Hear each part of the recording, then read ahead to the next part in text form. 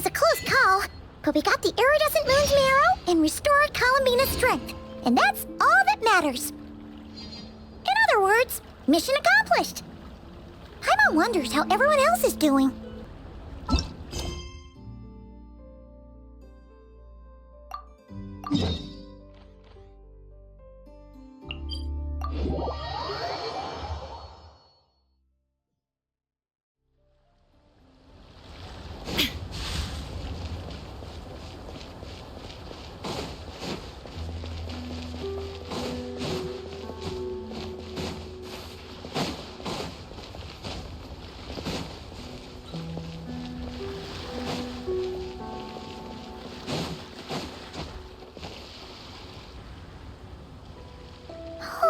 Do you think the others are making good progress? Hope it's all going smoothly. Oh, hey look! They made it back as well! Flintz! Llama! How did it all go? All is well, thank you. Nefer and Yehoda had to stay at the curatorium to wrap things up, so they won't be joining us for now. I ran into Miss Nefa and Miss Aino on the way back. Their work is still in progress, so I suspect they won't be back for a while either. You seem rather cheerful today, Mr. Flintz. I certainly am. I achieved what I set out to do and came away with more than I bargained for. Fighting alone can get quite tedious, but I had the good fortune to run into a pair of brave young warriors. We meet again. How have you been? Albedo! What are you doing here? Thankfully, tracking you down turned out to be a lot simpler than we envisaged. These two courageously lent me a hand while I was fighting the wild hunt. When they told me they were Servarka's colleagues, it all made sense. And given how people of outstanding talent tend to cross paths, it's no wonder you're already acquainted. So, who's your travel buddy, Albedo? Why don't you come and introduce yourself?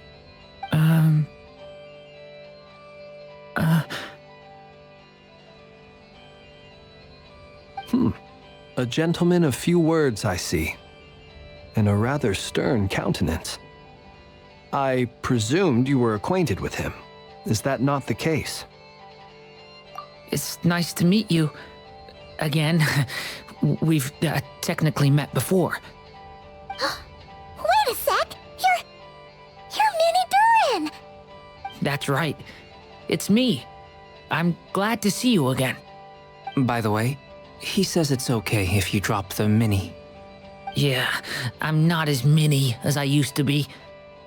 Interesting, isn't it? The first step towards blending into human society appears to be reflecting on whether one's name really reflects who they are. Wow! You look so different! In a good way, of course. It's great to see you looking so healthy. Thank you, Paimon.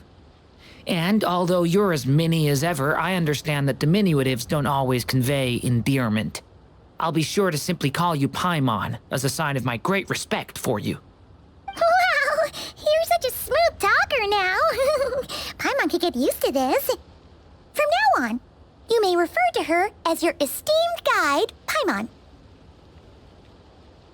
Personally, I think our little Paimon is the perfect size. When people call her Little Paimon, it's just because she's so adorable that they can't help themselves. If that's not a sign of endearment, what is? You're absolutely right, Miss Llama. My brother still has a long road ahead of him when it comes to understanding human relationships. Anyway, speaking of long journeys, didn't Columbina, leave with you? How come she isn't back yet? She's been catching up with old friends. Wouldn't be surprised if she stopped for a cup of tea or 10 on the way back. Uh-oh. People are talking about me. Hope it's nothing negative.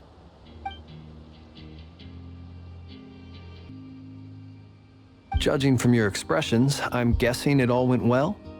It's getting crowded here. I'll go grab some chairs. No need. This is a job for an alchemist. I'll whip some up momentarily.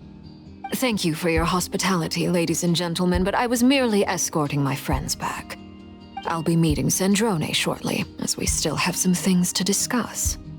It's been a pleasure, everyone. but this is where I'll say goodbye. We really appreciate your help.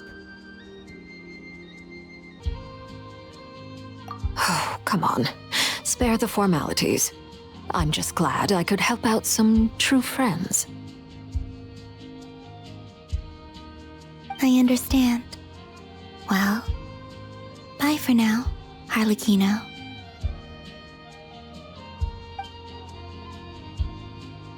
Oh, this place is hopping. It's probably a good thing one of us left.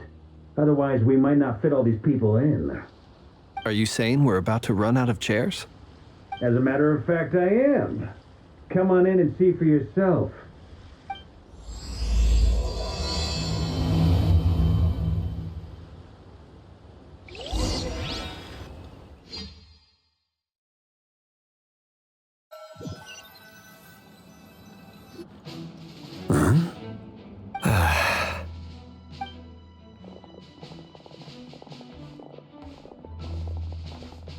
I overheard your little chit-chat outside, by the way. With Miss Columbina's colleague gone, we should be back to the original crew plus the other colleagues I brought in. Though, it looks like we have another new face. Someone else managed to rope in a colleague too?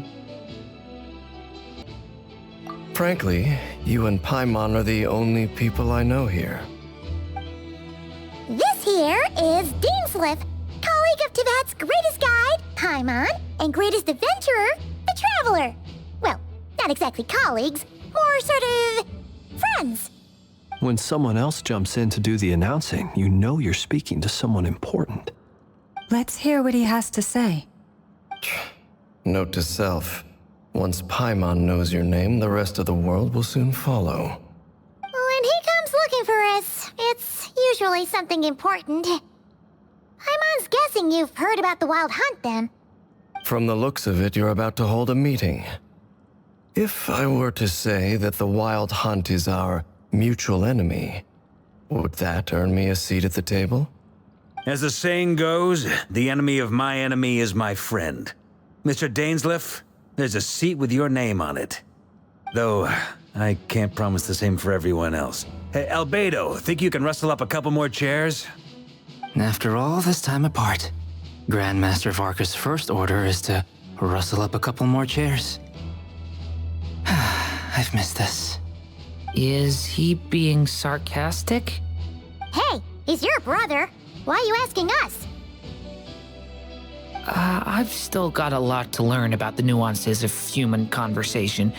Trying to decipher Albedo's way of speaking has been like jumping in at the deep end.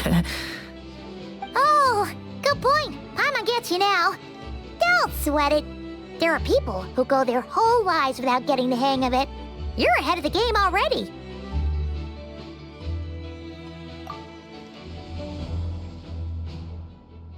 I wonder what's taking Nefer so long. Perhaps you should go and check in with her. If anyone can hurry her along, it's you. I just got back from the curatorium. Besides, aren't you curious to see what's taking her so long? Miss Nefer doesn't strike me as the type to share secrets. And since gathering intel is her specialty, I'm guessing she'd prefer to keep her methods confidential. Under such circumstances, would it not be tactless for me to impose? Oh, but it's fine for me to impose. What can I say?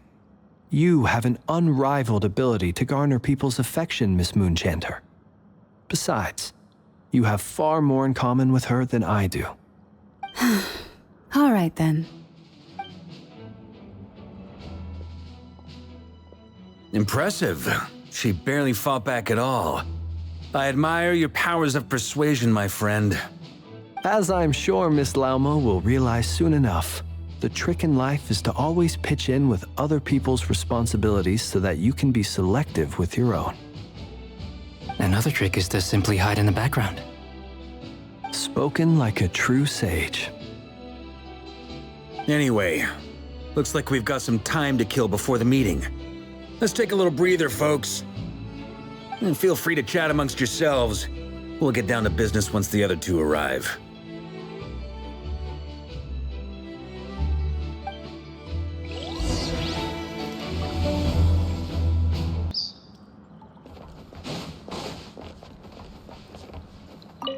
Truth be told, I can't remember the last time I was in a meeting with so many people. You're not alone there, my friend. The Lightkeepers also struggle to bring everyone together for a serious discussion. I don't doubt that. I've only ever met two Ratniki, one being you, and the other being that young guy, Eatlua. Eatlua is a good apple. I'll give him that. He's kind, honest, and regularly delivers supplies to my lighthouse. A true Ratnik to the core. In that sense, he puts me to shame. So you're what? A fake Ratnik? That's what it sounds like you're saying. But I get the feeling that's not quite what you meant.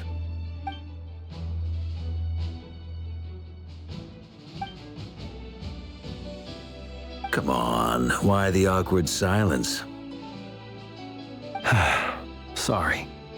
I'm not even gonna bother trying to hide it. You've known all along, haven't you, my friend?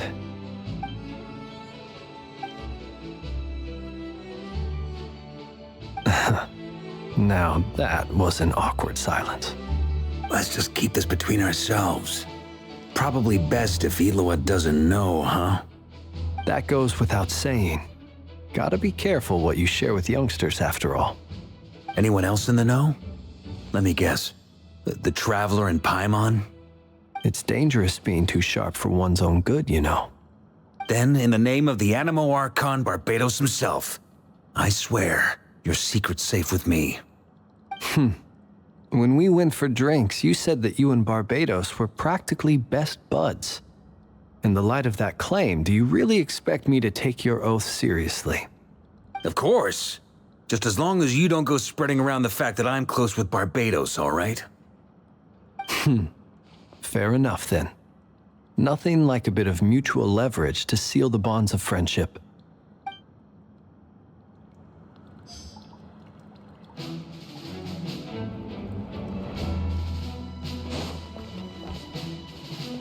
Is there something you'd like to say to me? Yeah! For starters, why'd you just show up here without even giving us a heads up? If you think back to our previous interactions, you may recall that that's hardly out of character for me. You do have a point there.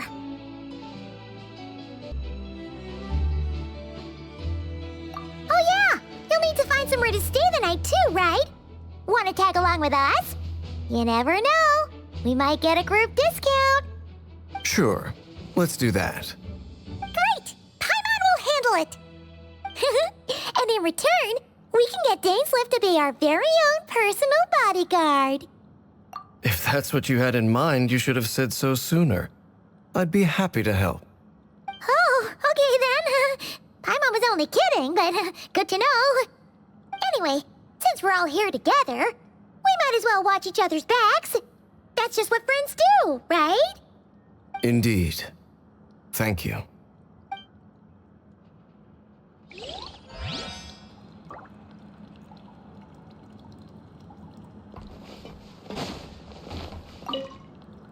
You're both awfully quiet. Why don't I start us off with an icebreaker? Much obliged. Have either of you ever had your portrait painted? If not, I'd be glad to help. That sounds like a lovely idea. You know how to paint, then? I dabble occasionally. He's an excellent painter. Tables, chairs, people, dragons, you name it. He'll paint it for you. I'm flattered. If I ever get the chance, I'd like to give it a try myself. I'll bear that in mind. Anyway, how about you, Durin? What sort of portrait would you prefer? Oh, I'd be fine with anything. Whatever style feels best to you. Very well. Then I'll play it by ear. You can replicate any style I want? I can try. If you show me a sample, I'll do my best to match it. Thank you. In that case, I'll dig up some reference material for you.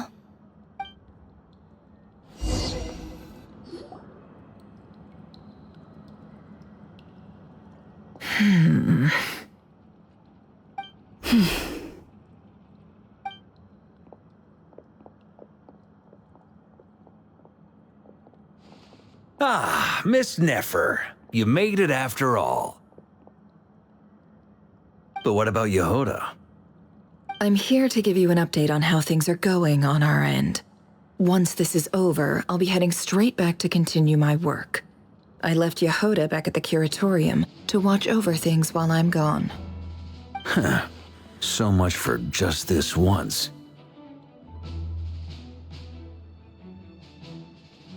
Shh! Not so loud! We're on a roll here! What if she remembers and suddenly decides to back out? Did you say something, Mr. Varka? Huh? I didn't say anything. Right, Flint's? Must have been a frog. They get so noisy around here at nighttime. It's like they're putting on a concert in the background. Anyway, before we begin, there's a few introductions to make. Let me start by saying that it's an honor to be speaking before so many distinguished colleagues and collaborators. First up, we have Miss Lauma. As Moon Chanter, she's the leader of the Frost Moon Scions, a local religious community in Nodcry. Then there's Miss Nefer, boss of the Curatorium of Secrets, an intel gatherer extraordinaire. Nefer is leading the investigation into Rerer's background, assisted by Yehoda and Lauma. From the little I've heard, they're making some great progress. Over here, we have Mr. Flint's, a Ratnik and guardian of the abandoned lighthouse. In our last operation, he courageously distracted the Wild Hunt to buy time for the rest of us. For those of you who've never met, this is Mr. Albedo, a renowned alchemist and captain of the Knights of Favonius investigation team. By his side is a new face for us all, myself included, Mr. Durin, who has come to lend his aid. Next up, we have the Moon Maiden and former Fatui Harbinger, Miss Columbina. Then we have the Traveler, who's earned more titles than I could possibly hope to list out, so I'll spare you the rundown. And Paimon, the ultimate travel companion and quite possibly the best guide in all of Tevat. Wow! That's a lot of people! Great turnout! Miss Nefer, it looks like you might have another job coming your way, so, congratulations on the booming business, I guess. You think I haven't got enough on my hands as it is? Who's looking for me now? That would be me, Miss Nefer. I have a commission for you. And you are? Who I am doesn't matter right now. What does matter is that I'd like you to gather more intelligence about the Recher of Solnari. Well, it's not as if we never take on anonymous commissions, but in your case, I'll have to decline. I'm gonna take a wild guess and say your job's probably more hassle than it's worth. Something about you seems like bad news. It's my eyes, isn't it? Conrian, I assume. And what's with the mask? Are you trying to hide your identity? In any case, the fact that you're even still alive raises an awful lot of questions for me. My name is Dainsleif. And yes, I am from Conria. As I'm sure you're aware, the Recher of Solnari's real name is Rerir. He was once an acquaintance of mine. Really? Then you must have been quite an influential figure yourself. You flatter me, but none of that matters anymore. My point was simply to clarify why I have asked Miss Nefer to investigate Rerir's background. So you're both from Conria, and it sounds like you used to be friends? What am I missing here? Surely you already know how he became one of the Five Sinners. I'll tell you everything I know. The history of Conria, the names and identities of the Five Sinners. I remember it all like it was yesterday. I have never spoken openly of this before, but the truth was exactly as people say. The Five Sinners were each driven by their own desires, and it was by playing upon these that the Abyss tempted them to their fall, tearing Conria apart in the process. The visionary, Vedifenir, who wished to foretell the future. The wise, Haroptatir, who sought limitless knowledge. Gold, Rhindaughter, who desired to create life. The foul, Sertologi, who pursued supreme strength. And last, but not least, Raker of Solnari, Rerir, Ravager of the Moon. Of the five, Rerir is the only one who remains a mystery to me. He never harbored grand ambitions. So what changed in the space of a single night? How did he come to fall like the others? In other words, you're saying that his change came as a shock to you, and you have no idea what actually happened? That's right. You mentioned how the Abyss tempted them, which led to their fall. But what did that look like in practice? And what other context can you give me about the events of that time? The more detail you can give me, the better. Strangely, now that it comes to it, I hardly know where to begin. The fateful night took place during the era of the Eclipse Dynasty. One day, my elder brother, the visionary, Vedifenir, was summoned to the palace by the Vinster King, only for the king to gouge out his eyes and cast him into the dungeons. When I came to hear of this, my fury knew no bounds. I gathered together every ally I thought I had, and together, we set a night to storm the palace and free Ved.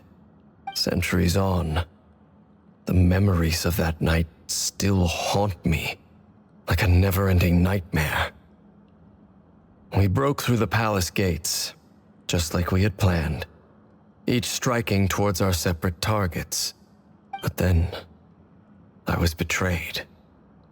Even Vedifenir, the very person I had come to rescue, abandoned me and partook of the Abyss's power. So, it's personal after all.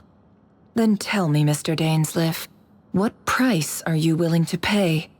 You, of all people, must know that nothing comes for free. I cannot say what price would be worthy of such a commission. But know this. Rerir was not always a madman.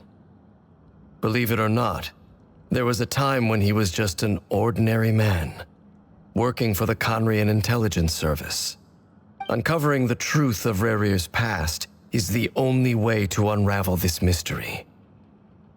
But before you decide if you will accept my commission, I will tell you more about him. Enough, I hope, to help you plan your next move. Sounds pretty good to me. Feels like we just flagged down a random passerby, only to just... Can I borrow your halo? It could be useful in the lighthouse. Hey, enough with the wisecracks! Besides, isn't that lamp of yours bright enough already? Relax. It was meant to be a compliment. If that was a little over the top for your liking, I'll make sure to tone it down next time.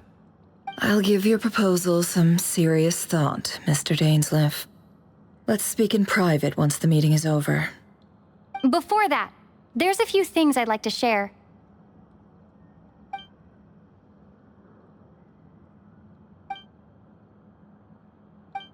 Now that we've united the hearts of the three moons, your power should be greatly enhanced.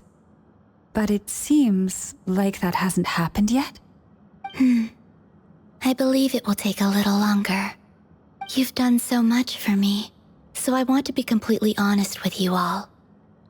Even though I'm doing a lot better now, the truth is, my recovery will likely be an ongoing process. From the moment I was born, my power has been slowly ebbing away. And that is because Tevat has never accepted me. Even with the moons united as one, it seems my rejection cannot be undone. So far, I have yet to find a solution. It may turn out to be a problem that will plague me until the day I finally leave this place behind. Even so, I will do everything in my power to help you drive out the Raher of Solnari. As Arlecchino put it, this is not about chasing the spoils of victory. It's just a gesture of heartfelt gratitude. Kutar.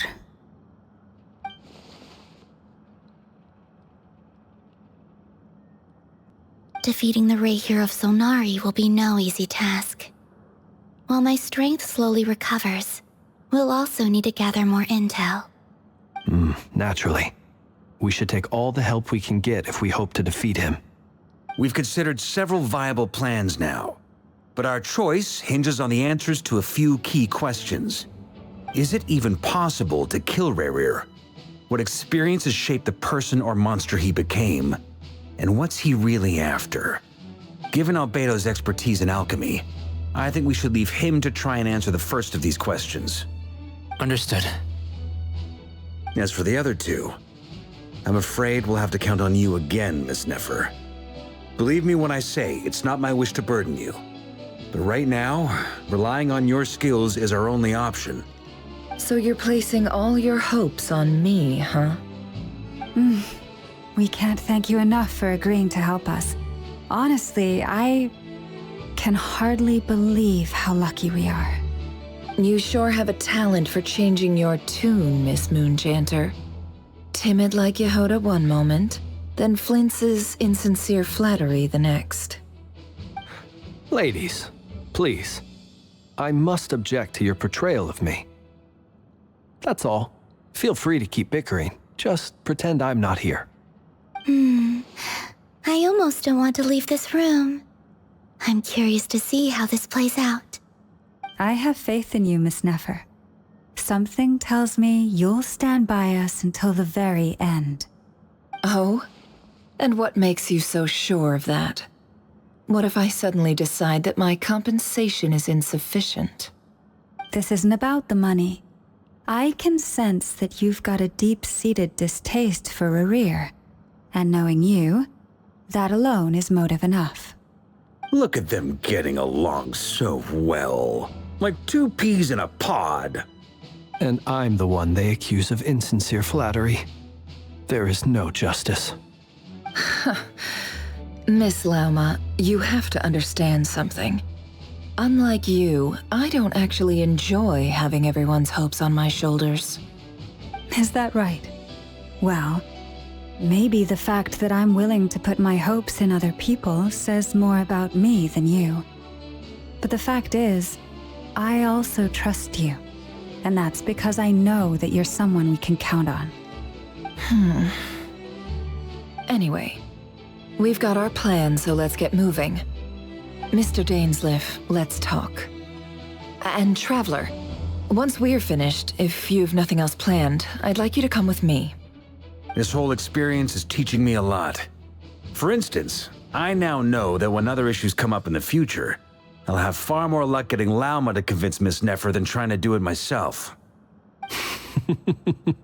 Hate to say it, friend, but that's one of the funniest things I've heard in a while. Why? You think I've got it wrong? Quite the opposite. But what makes it so hilarious is how long it's taken you to realize.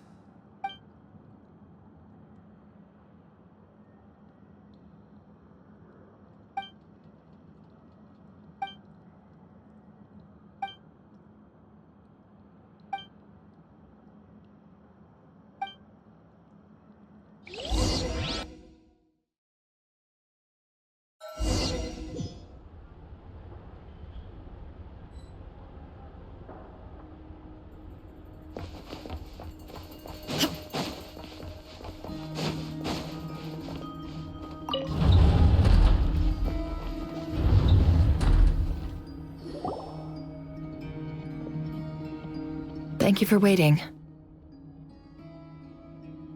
It's okay. We actually used the time to help Dainsleif get a room at the hotel. That's very considerate of you. Now, I trust you share my curiosity about Rahier's past, and you seem fairly familiar with Mr. Dainsleif already. We spoke at some length after the meeting. He was the one who suggested I should invite you to join this operation. He feels confident that these secrets will be safe with you. Dane has a lot of faith in us, that's for sure.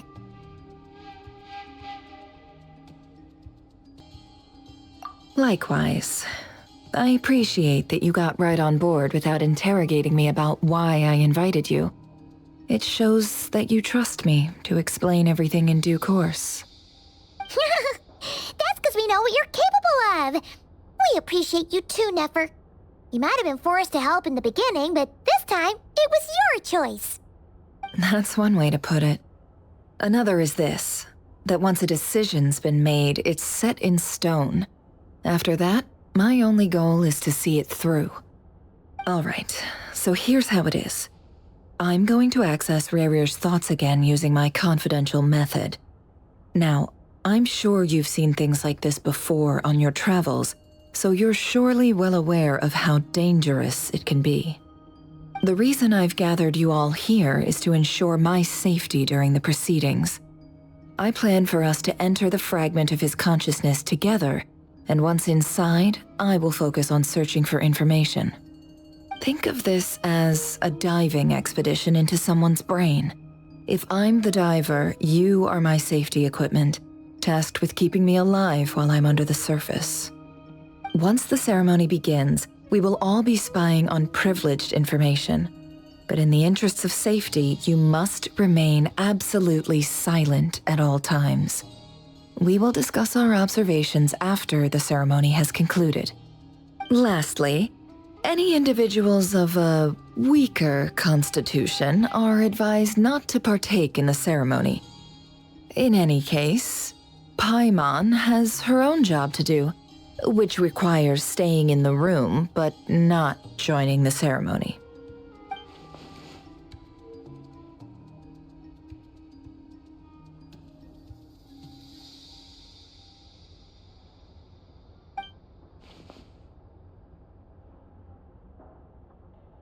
Well, good luck, everyone.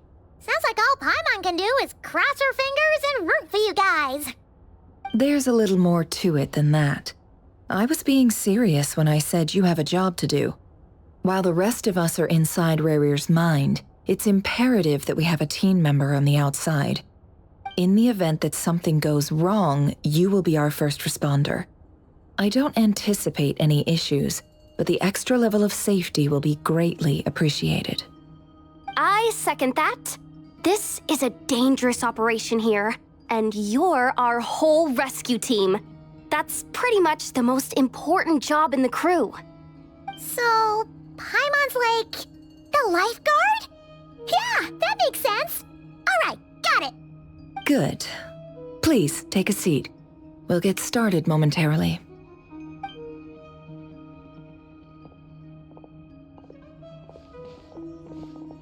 So, did Mr. Dainsleif tell you anything else?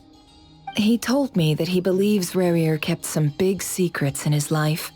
He's not sure that they were the cause of his eventual downfall, but he's asked me to uncover what those secrets were all the same. But surely you're not planning to go through with this, no matter the cost. If you think that, you'd be overestimating me. I'm a businesswoman, not a mercenary. But I do have my own professional reasons for taking this job. You think I'd turn down the opportunity to get a first-hand glimpse into Conrian history? No chance. Well, as long as you don't let morbid curiosity get in the way of safety concerns, we're good. We'll do whatever we can to help you. You're such a killjoy.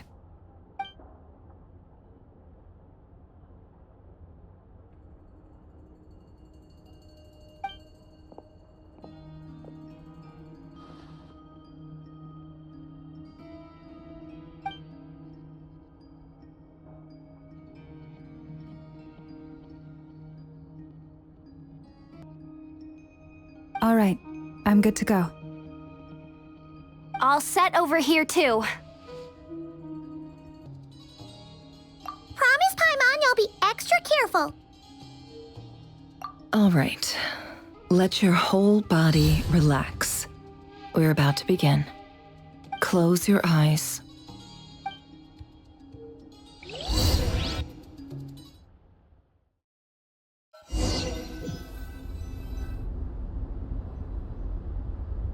Phew. Could this be his office? Pretty standard setup. Bookshelves, paperwork, files. According to Dainsliff, Rarier used to be an intelligence operative. Chances are there's plenty of top secret intel stashed away in this room. Is this where you keep your secrets, Rarier? Can't say I'm not looking forward to this.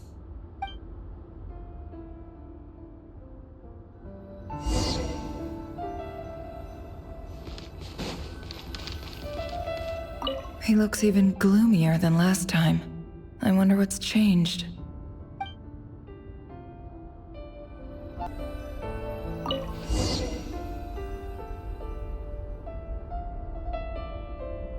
Today's files are in.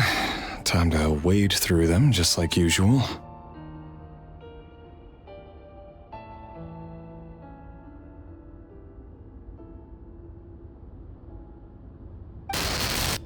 Male, 51.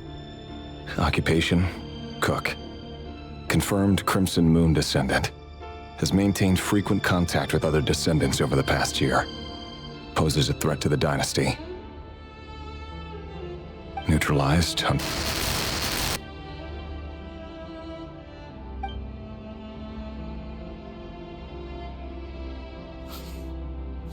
This one should be archived under purged targets.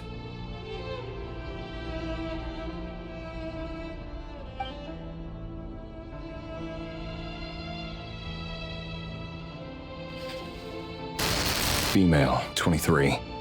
Occupation, office clerk. Confirmed Crimson Moon descendant. Has maintained frequent contact with other descendants over the past year. Poses a threat to the dynasty. Neutralized.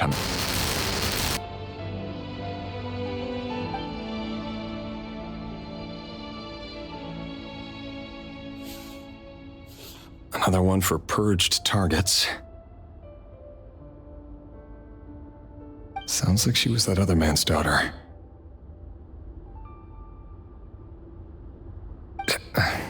Never mind. What's it got to do with me?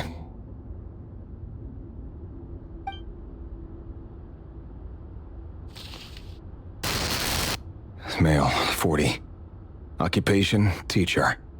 Confirmed Crimson Moon descendant. Has been observed making contact with other descendants during the past year. Poses a threat to the dynasty. Neutralized on...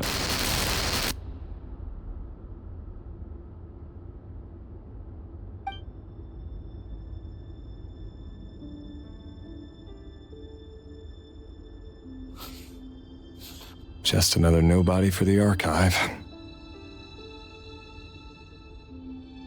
Come to think of it, I remember surveilling this man. A case like his never would have been considered a priority in the past. Huh. He barely even interacted with other Crimson Moon descendants.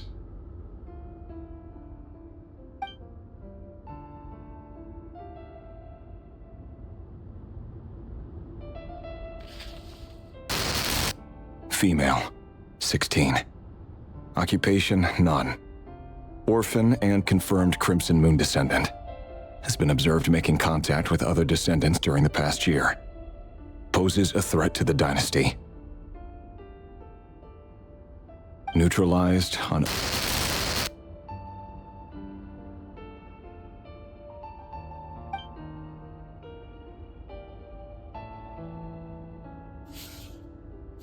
Filed. I have no recollection of this girl. None whatsoever. She doesn't seem to be anyone important, but then again, how many of them really are?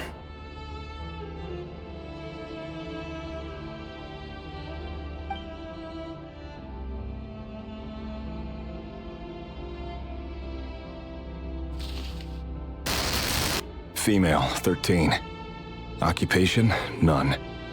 Orphan and confirmed Crimson Moon descendant. Has been observed making contact with other descendants during the past year. Poses a threat to the dynasty.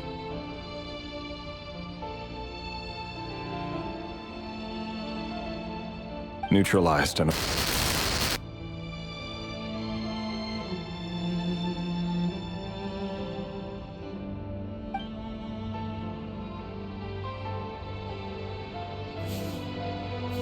Filed.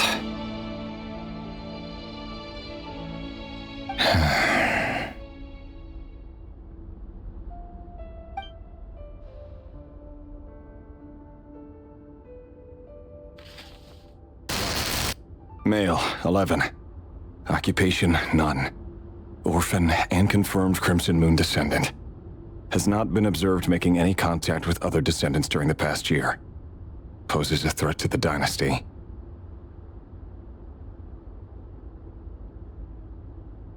Neutralized and...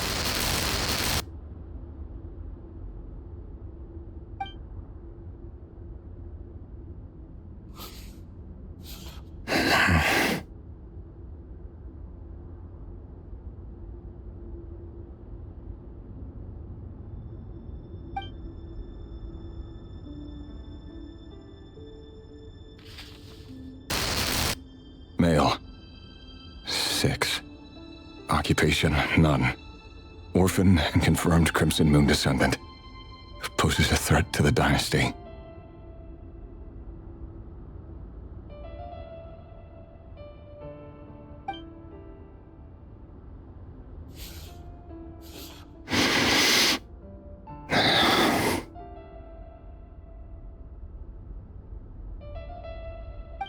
It's funny, isn't it? Your job is becoming both harder and easier at the same time, depending on how you look at it. Sooner or later, the Crimson Moon descendants will be completely wiped out. But as their numbers dwindle, they become harder and harder to track down. That's not how it is. Fortunately, however, most of the able-bodied adults have already been taken care of. The remaining weaklings will be increasingly easy to deal with. No! No. My job is to ensure the survival of the Eclipse Dynasty. And the only way to do that is by eliminating any and all potential threats. It's a perfectly legitimate line of work. Every single one of my colleagues can attest to my fairness. And if my friends were aware of the facts, I know they'd back me up too. Assuming, of course, that they were aware of all the facts.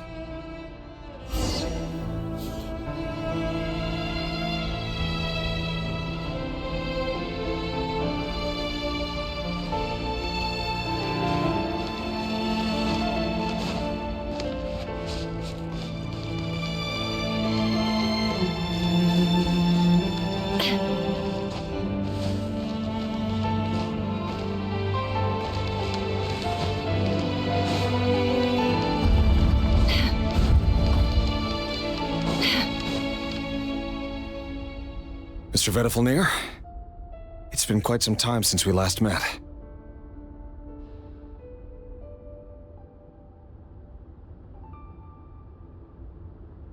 Revir, I trust you're here because you have something important to discuss. Forgive me. I wasn't tuning out, it's just, I noticed you didn't even phrase that as a question. As if you knew I was coming.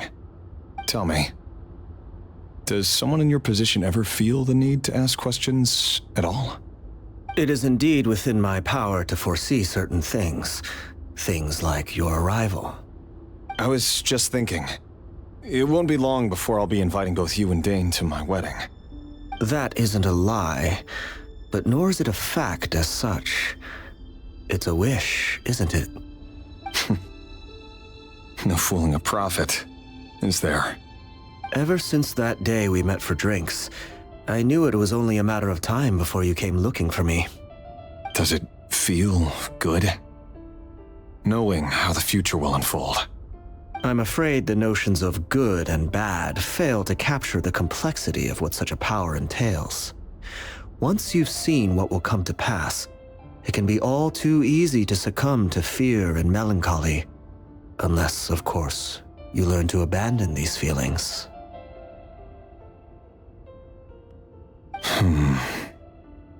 You fear my silence, and long to hear the words I left unspoken that day. That's right. You must have noticed my reluctance to broach the subject. And the reason is simple. Because the truth could never have lived up to your hopes. For both our sakes, such words are better left unsaid. The burden of prophecy was never meant for your shoulders. So who exactly do you deem worthy to hear your prophecies? None but our exalted king? Or rather, our king as he once was. You're closer to his majesty than I am. You must know better than anyone how much he's changed. You say that as though it is to my benefit. Yet precisely because of that, I dare not speak rashly. A king can turn out to be the most virtuous of rulers, or a tyrant more terrible than the most vicious of dragons. You are so wise and far-sighted, yet still you would have me live in fear of the unknown?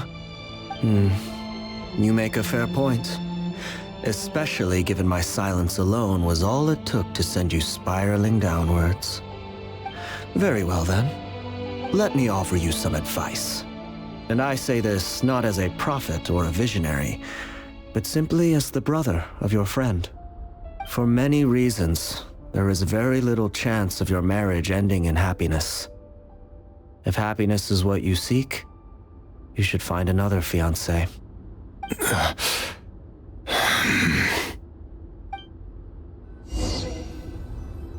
Hold on. There's that same black fog again. Could this memory belong to Thelindis? Guess I'd better tread carefully.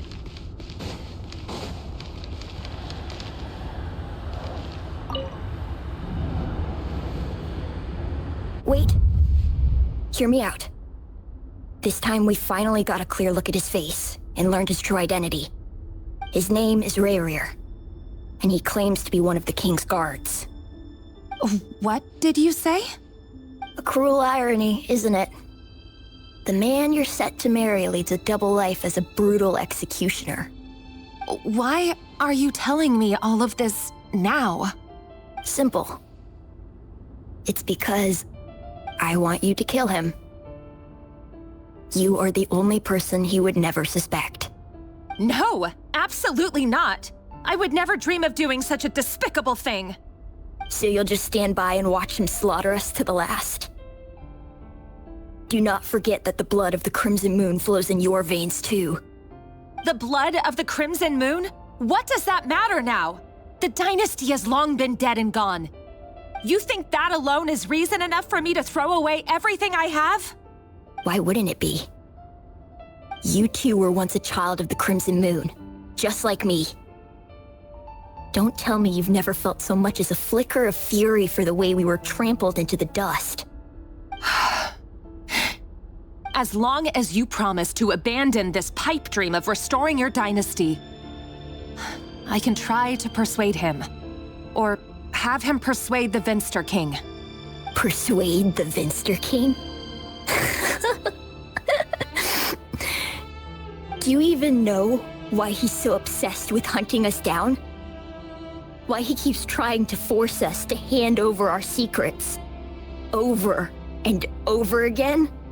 Or why we refuse to give up on restoring the dynasty? The Vinster King. A blind fool. His eyes clouded by powers from beyond this world. A petty little man with a miser's heart. And he dares to sit upon the throne? Mark my words. Sooner or later, Conria will fall. And it will be his doing. If you can't bring yourself to do it, so be it. Just you watch. It won't be long before calamity descends upon us all. The Rayrir of Solnari. That really is quite a secret you've been keeping from me, Rayrir. But who am I to talk? Am I really any better? I've kept my own past a secret this whole time, too. Love should be built on honesty. But ours was born from lies. And yet, is it really so wrong to hide things that would only make life harder? If we don't cover up the parts that no one else should see, how can we go on pretending to be normal? Vedifulnir must have known all this. And that's why he made his prophecy. In the end, nothing stays hidden forever.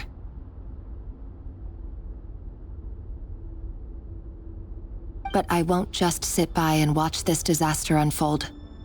I'll do everything in my power to protect what I cannot afford to lose, no matter who I have to face.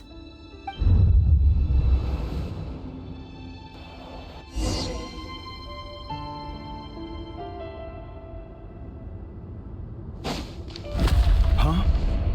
Was that Rerir who just walked past the window? Doesn't it give you the chills that he still takes the same road to work every day, as if nothing ever happened? Those people at the deli. Enough already. They're clearly pretty taken by their own disguises, so just smile and play along. Pull the rug from under beasts like that, and you'll risk having your throat torn out. Deli? Oh. They're talking about those people from the opposition. Right. I'd almost forgotten they used to run a deli. But surely you can see he's not the man he pretends to be. So many have died already, and they say that the king's madness grows with each passing day. We're not going to survive this, are we? But why does it have to be this way? Do we really deserve to die just because of the blood that runs through our veins? Felindis, are you even listening? Sorry, Freether. My mind was off wandering. I heard you, though. You're talking about what Rerir said. He's just following the king's orders. He's a secret agent, and it's his job to hunt down rebels and dissidents. By the time you first met him, he'd already taken lives. Maybe he was using you from the very beginning. No. Rerir has no idea I have anything to do with the Crimson Moon. My family are only distant relatives of the main lineage, and besides, my eyes are perfectly ordinary.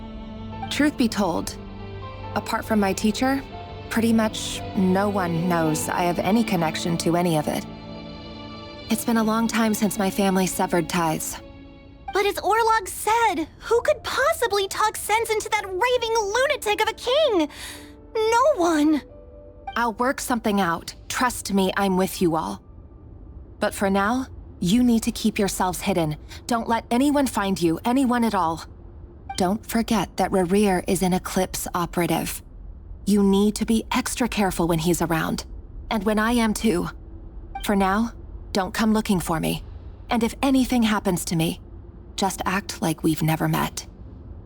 If even you can't escape this, what hope do the rest of us have? But after all this time together, surely he wouldn't lay a hand on you. I won't speak in his defense, nor can I give you a clear answer to that question. But I'll do everything I can to put an end to this. Here, hold on to this. If an opportunity to escape presents itself, take it. You'll be glad you took some spare change. You call that change? But what about you? I've got a job, and there's still money coming in. But you can't go anywhere right now. Please think about yourself for once.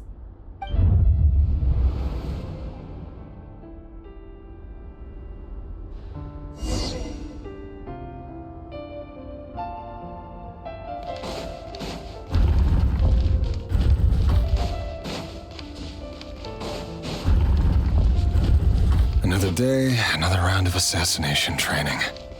The training ground is just beyond this hidden passageway.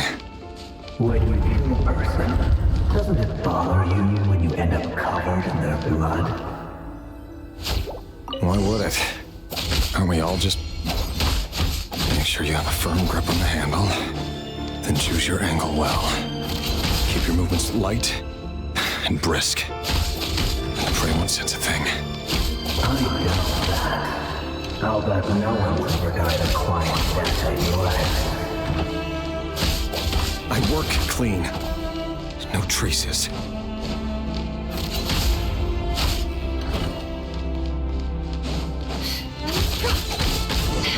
That doesn't make it open and above board, though. The king just happens to need you right now. What if someday he doesn't? That won't happen. He's changed. Ever since you fell under the spell of that power. In the beginning, he only had to take out a handful of things. But now... The ones I've dealt with have always been guilty. And I've carried out my work flawlessly.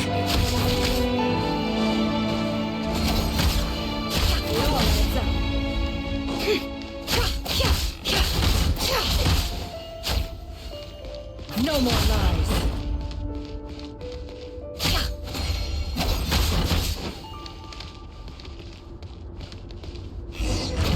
You know why Felinda didn't accept your proposal, don't you? Was it because she didn't trust you? Or something else? No!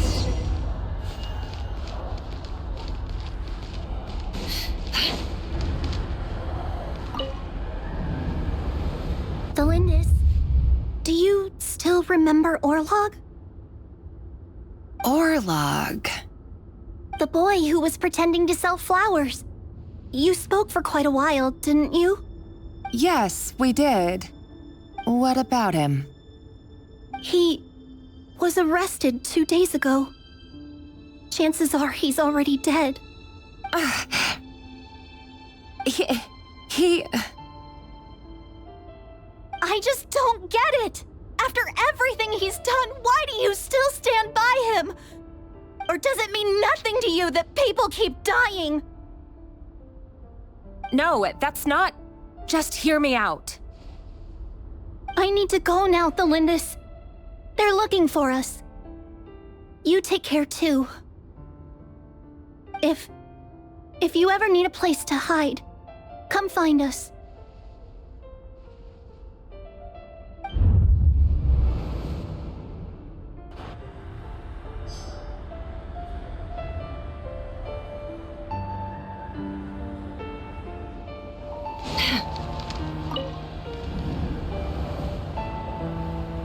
Author, Felindis. Over the course of this week, the research object was subjected to interference for a total of 47 hours for experimental purposes. The results are as follows. All subjects of observation that were sent inside have now... The situation within is proving more problematic than anticipated. No progress whatsoever. What now? Won't you give me even a glimmer of hope? Things are getting worse by the day. I have to find a way or we'll all be in danger.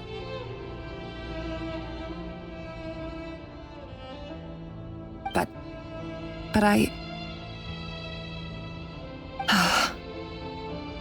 If all this research comes to nothing, what then? Sooner or later, it'll be my neck on the line. But could he really bring himself to kill me? No. Surely he wouldn't have the heart.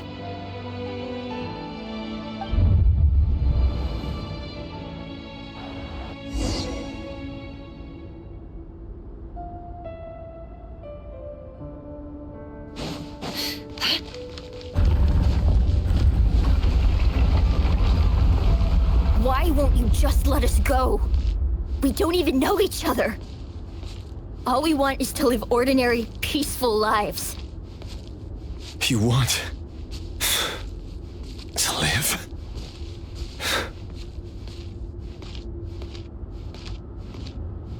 Yes.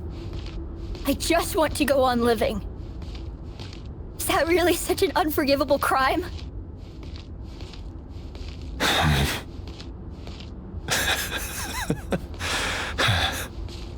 You want to go on living.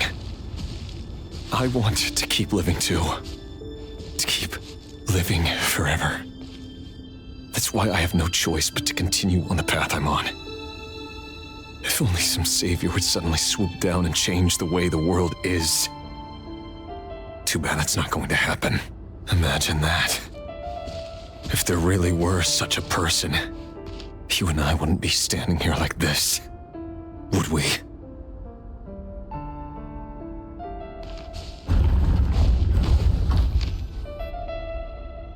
Today's files are in.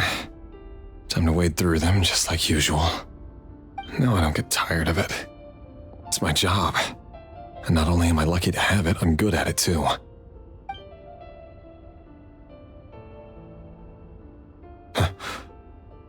Wait. That's... Thalindis?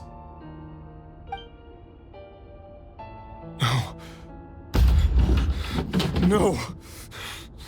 No! Why? But you bear no mark of the Crimson Moon. How could you possibly have anything to do with them? It cannot be. A diluted bloodline. Carefully concealed. I see it now. You've been living in the shadows just like me. What a fool I've been. Numbing myself with talk of justice. Even imagining my friends would back me up. But in the end, Irminsul. Finster King! How far are you going to take this? From the direct bloodline to secondary offshoots? And then what? Today it's the descendants of the Crimson Moon. Who will it be tomorrow? Will you not rest until everyone down here is dead? No. This cannot go on. This is where it ends.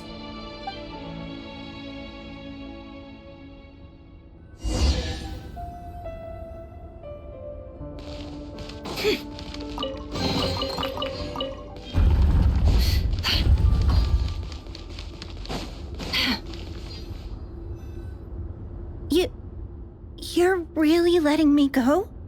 I am. As long as you can guarantee that no one will find you. Don't worry, I'll be extra careful. No one will know I was here. But... what about you? Me? If you let me go, you won't be able to complete your mission, will you? Good point. In that case, maybe you should stay. No, please! I just want to see the outside world again. To... Go on living? Yes. I know you're a man of your word. So please, just let me go. If I let you leave, what will become of me? Just kidding. Go, now. But remember, don't let anyone know you were caught. We'll be seeing each other again very soon if you do. Even shadows in the dark must live by a code. But you can't save everyone. You've been whispering in my ear for days now, Vedifilnir. What are you trying to do? Break me down? I only say this because you long for an answer to your problems. Let her go, Rerir, or you risk losing everything. I will not abandon Thalindis. Then you'll need a little more vigilance and a lot more power. The world is changing, Rerir. Keep your eyes peeled for your moment of opportunity. That voice used to be so unclear. But now I know exactly whose it is. It's Vedifilnir. He won't tell me how to actually resolve any of this, but he keeps trying to manipulate me like a puppet. What's his game here? Tell me then. What will this moment of opportunity look like? And no answer. He's like a ghost. Always disturbing me when I'm on edge, but never answering when I need him most. So, the Eclipse Dynasty was purging, well, massacring the descendants of the Crimson Moon. And it seems like it was all connected to the Finster King's research. The King's obsession with abyssal power left the future of Khaenri'ah hanging in the balance. No wonder every aspect of Rerir's life was so unstable. And it looks like this Thelindis, Rerir's would-be fiancé, herself belonged to a sub-branch of the Crimson Moon Dynasty's descendants.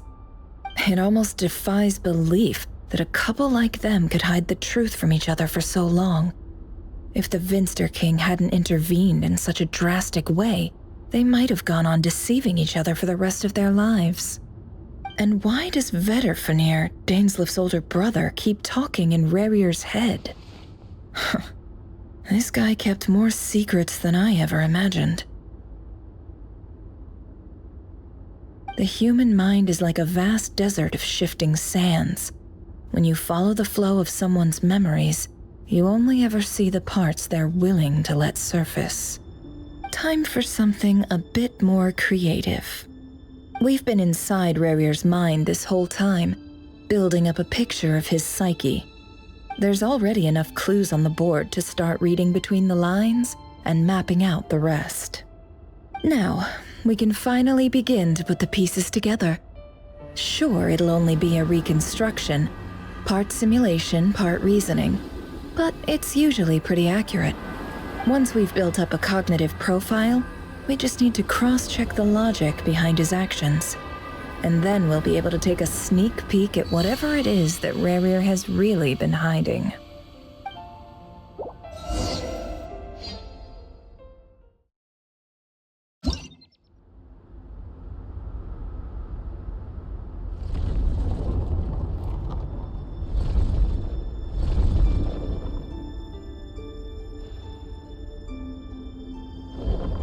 Rerir, are you there?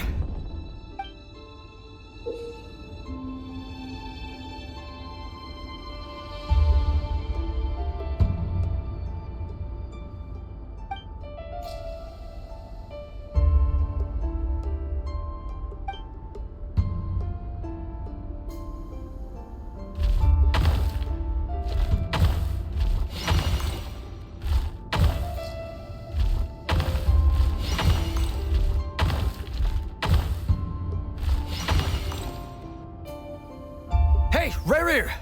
Come out, it's urgent! Dane? What's wrong? Quick, come with me. I'll explain everything once we've met up with the others.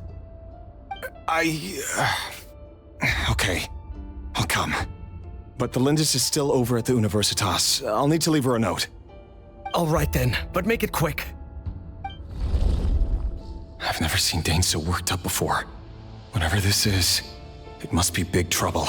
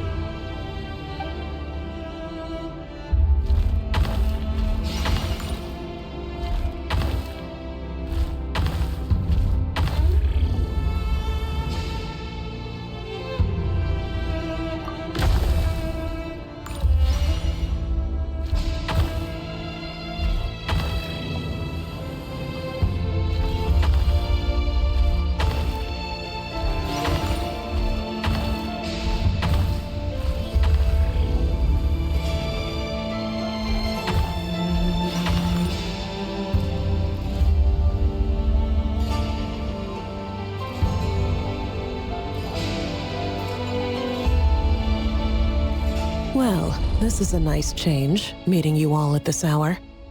When men and women of ambition can speak face to face in broad daylight, I say that's a big step forward for our dear Conria. Don't be ridiculous. We do not fear the day. Why would we seek refuge in the night? You might ask your blade that same question. I'm told it prefers the cover of darkness. The word on the street is that Sir Elegy only strikes when he has an unfair advantage. But that is patently false. I see you're missing an arm and a leg. Surely only a fair fight could explain that. If this is your way of offering me replacement limbs, believe me, I'll take them. Oh, we can certainly discuss that. With bioalchemy, anything is possible. Assuming I have your full support in my research. Lunatic. Roptatir, what brings you here? Why, Dainsleif, of course. He invited me.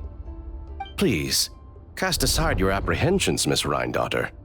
Whatever the rumors may say, I am but a humble servant of the king, and I can assure you he affords me no greater convenience than he does you.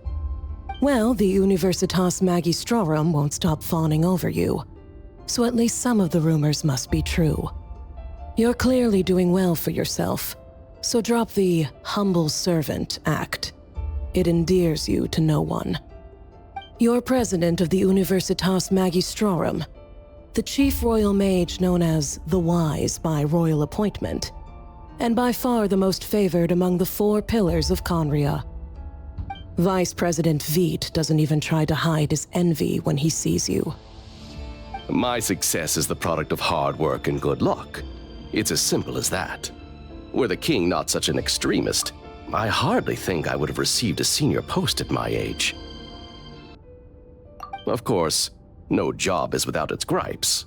Serving a king like ours can be a challenging task, as I'm sure you can imagine. And as for Efterveit, in missing out on the presidency, he's dodged a mountain of stress. Like everything else in life, it comes with pros and cons. You're all here. I apologize for the short notice, but it was an emergency.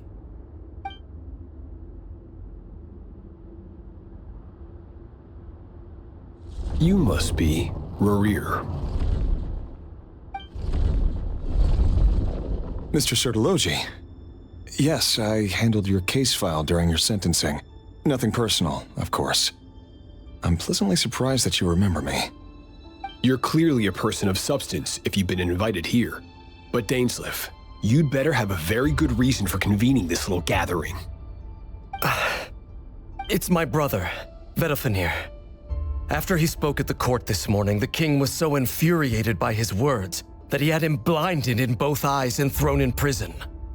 Vedafenir in prison? Strange. I thought the king trusted him and Roptatir more than anyone else in the world.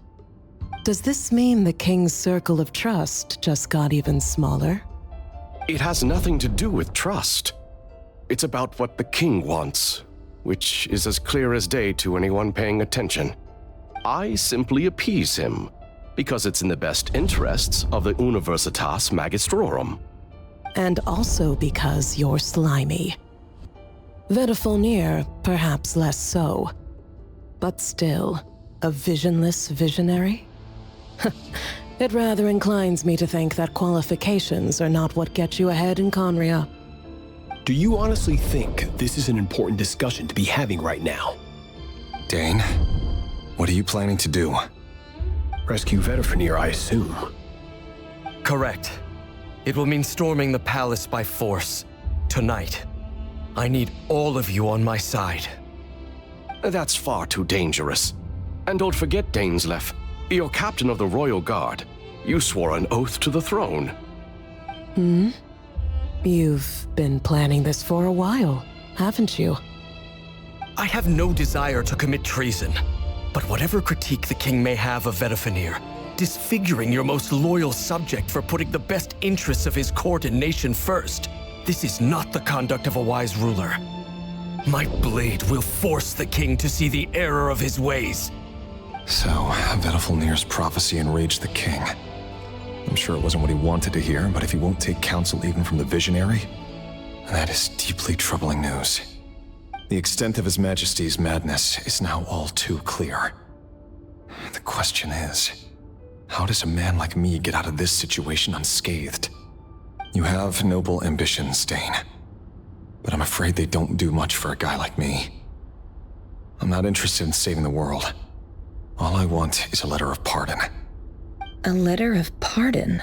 For whom? Thelindis? The chances of the Vinster King issuing a pardon for anyone connected to the Crimson Moon seem vanishingly slim.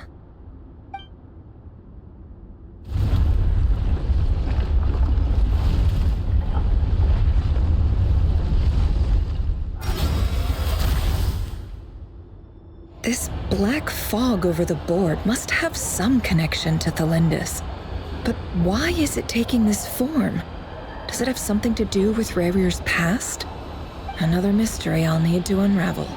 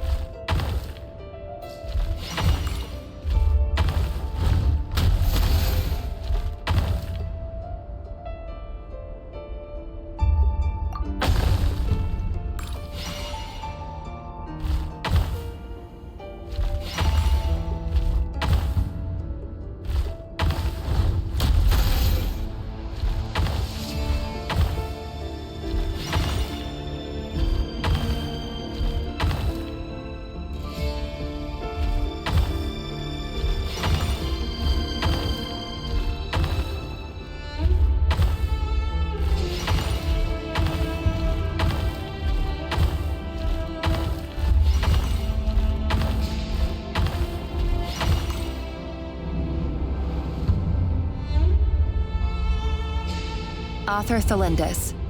Over the course of this week, the research object was subjected to interference for a total of 60 hours for experimental purposes.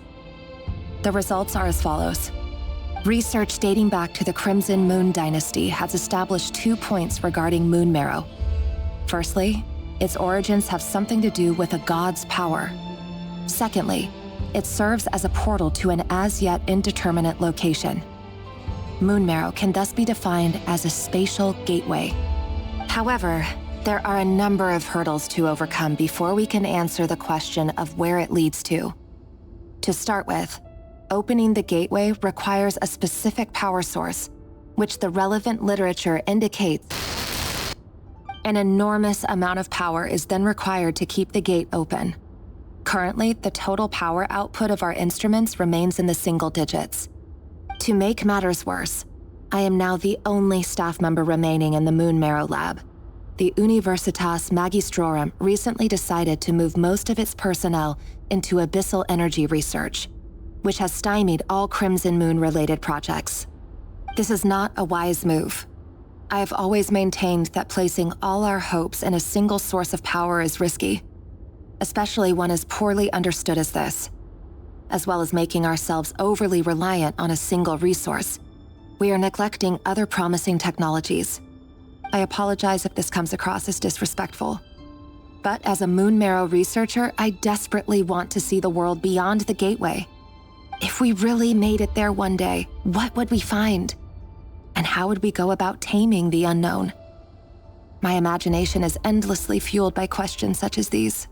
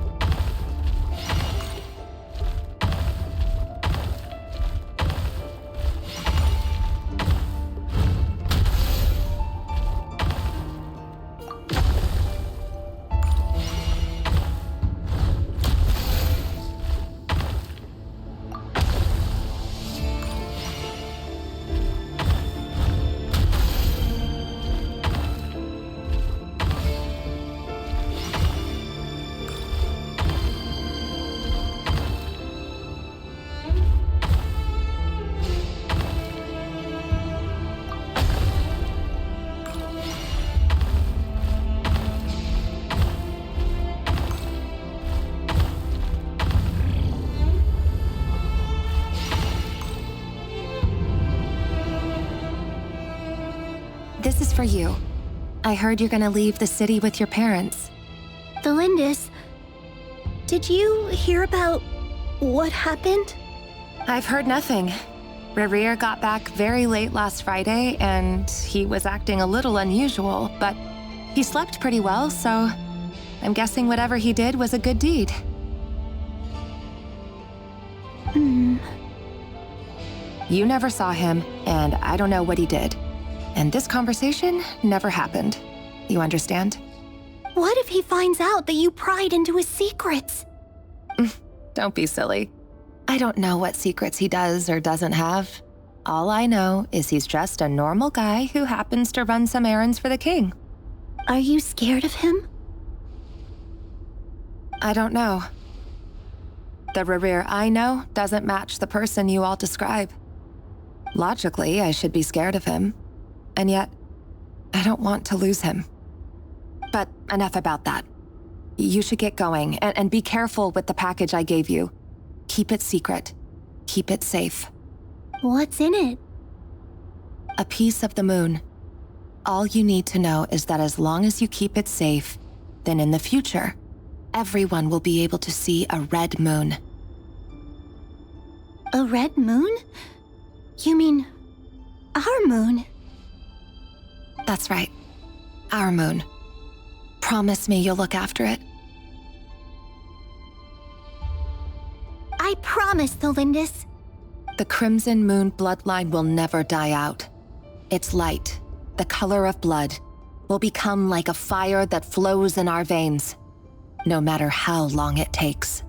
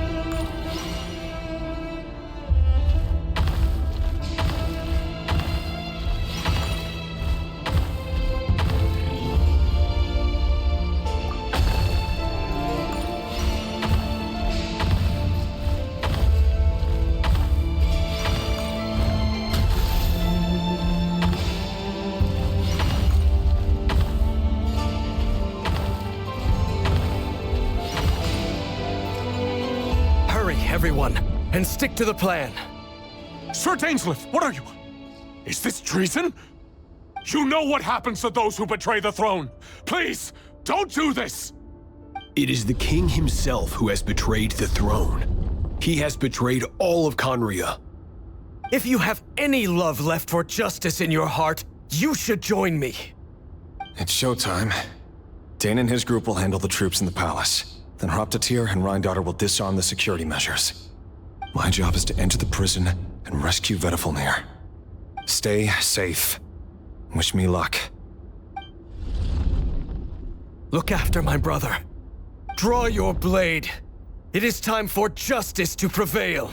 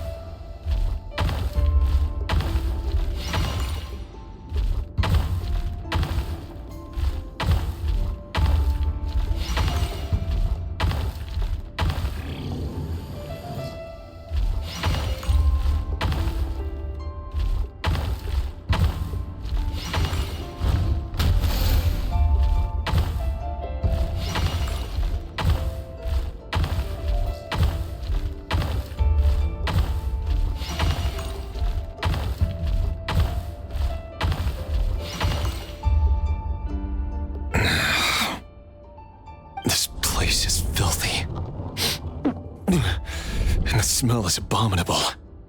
Clearly, the king doesn't allow his prisoners a single shred of dignity. This is dire. Found you. Hello, Mr. Vedafilnir. It's you. Surprised? Oh, wait. I guess surprise isn't an emotion that prophets feel very often. I certainly felt some surprise in the moment when I was blinded. Surprise at the king's sheer ignorance. Surprise at just how unfairly this world responds to words of earnest remonstration. I'm curious. What did you prophesize this time? It wasn't a prophecy. It was a word of warning. Someone had to say it. The king has forsaken all reason in pursuit of his obsessions. I simply told him that if he continues on this path, Khaenri'ah will surely fall. But he didn't listen. Worse still, he stabbed you in both eyes and locked you away. Dane asked for my help. The court is in complete chaos now, but I'm sure you predicted that. Everything is transpiring as I foresaw, yet I am powerless to change it. Fate is an immutable force. I can but lament as the inevitable unfolds. I do wonder whether giving a man the power to see the future does nothing more for him than slowly crush his spirit. Forgive my curtness, Vedafilnir, but the king did not suddenly turn on you today. His suspicions have been brewing for a long time. You can't have wisdom beyond the reach of your fellow man without attracting his fear and suspicion. There are things the king does not want to see. So, he doesn't want you having visions of them either. He blinded you because he thought this would make the visions stop. He wasn't entirely wrong. I did indeed lose my power to see the future. Right up until... Until what? Just now. I believe I saw something new. Well, tonight could go a lot of different ways. 5 of us banded together to storm the palace, also we could rescue you. This will go down as the most tumultuous day in Khaenri'ah history. I sense hatred in you, but also hope. A desperate hope that with the tyrant deposed, that will be the end of the story. But this is not the end. It is the beginning of a new chapter in a whole new story. There are many men of honor and courage in this world, Rerir. But you are not one of them. You're not here for justice, are you? You're here for yourself. Is that a dagger? Interesting. Why not the polearm? It was always your weapon of choice. With your abilities, I don't doubt that you were able to recover some of your sight. But I also doubt that you want to make an enemy of me right now. Of course not. We're on the same side, aren't we? We could be. But I need you to be honest with me, Vedafilnir. At this point, you're my only hope for the future. You mean your future? With your beloved, Felindis? Yes. And I know there are bigger things at stake here. A dynasty, a nation, maybe the entire world. But forgive me, I care first and foremost about myself. I can't abandon the one I love to save myself. I just can't do it. But you see a broader picture of the future than I. You see the solutions to the biggest problems of our age. So tell me, what is my solution? What's the answer? In matters of fate, answers are either right or wrong. What will be and what will not. Maybe you are willing to pay a certain price in the pursuit of happiness, but unfortunately, fate does not negotiate. That is the cruelest thing about fate. It is unmoved by your sacrifices. That can't be true. I know it's your voice that I keep hearing in my head, urging me to see how the world is changing, to seek more power, so I can protect the things I love. You show me disaster, but you won't show me how to avoid it? Why? Why are you doing all this? My voice. In your head.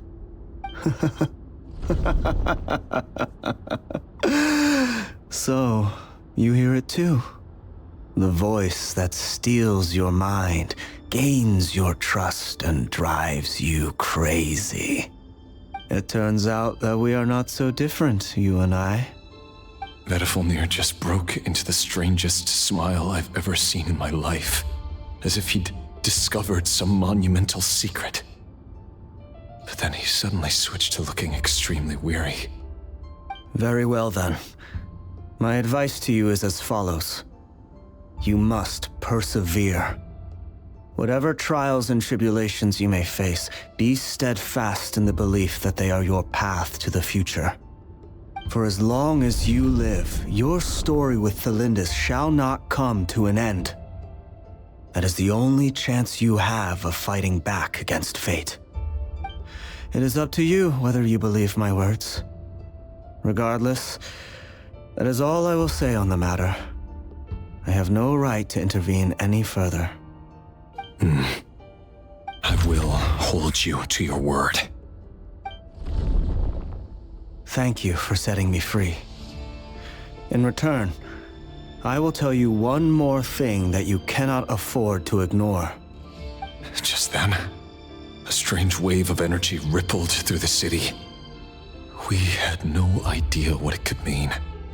If I were you, I would head to the Universitas Magistrorum. The Universitas? Oh no! I'm sure we'll be seeing each other again very soon, Rerir. Whatever Vedifalnir said, I didn't catch it. I didn't even help him out of the prison. There was no time to lose.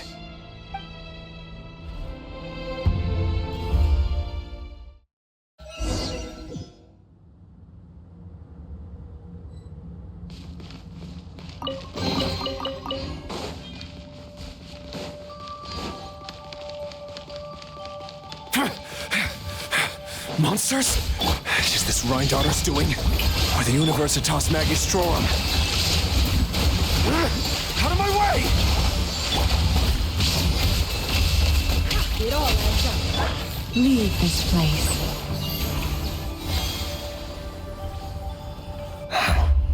The Universitas.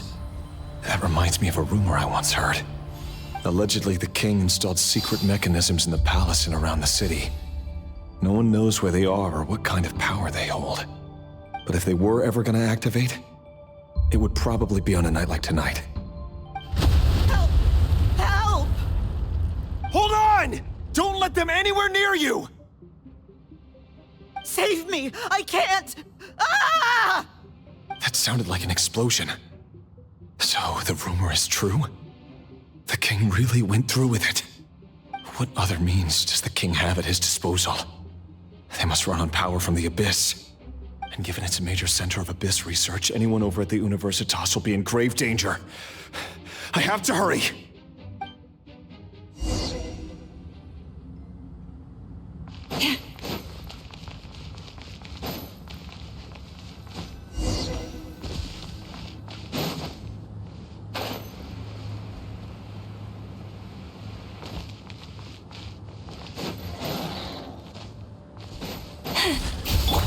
Illusion rest and rebuild! Inazuma shines eternal! For the everlasting forest. The mystery unravels. Let my name echo in song! Taurus, bring refuge!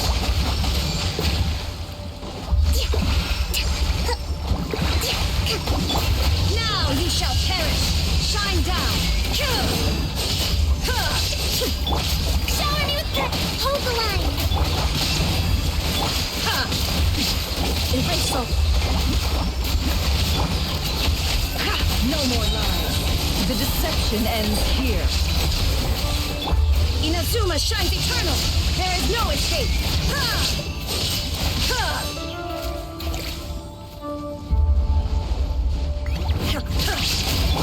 Strike flow! Billowing surge!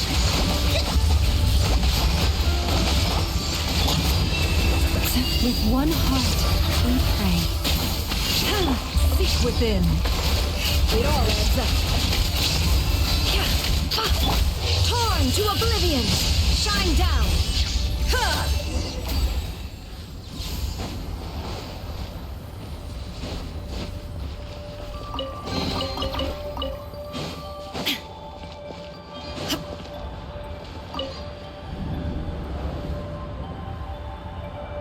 Monsters! At the Universitas Magistrorum? Why now? Oh no! They're coming! It's no use. The table won't hold out much longer. The weapons. Where are the weapons? Of course. All the lab equipment was upgraded after the inspection last week, but the new weapons haven't been allocated yet. I'm done for. Is anyone there? I need help!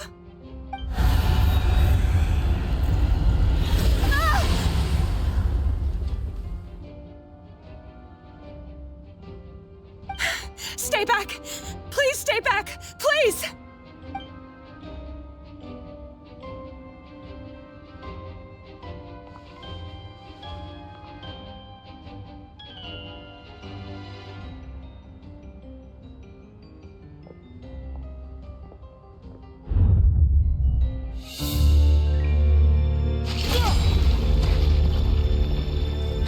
What's that? Rear. So the rumors about your work are true. What? No! Listen, something happened at the palace tonight. We have to leave! You don't need to lie to me anymore. What do you mean? I know why you're worried, and I will respect the decision you've made. But it's okay, because I found a solution. I know how to end all this. You can have it back. The normal life you so desire.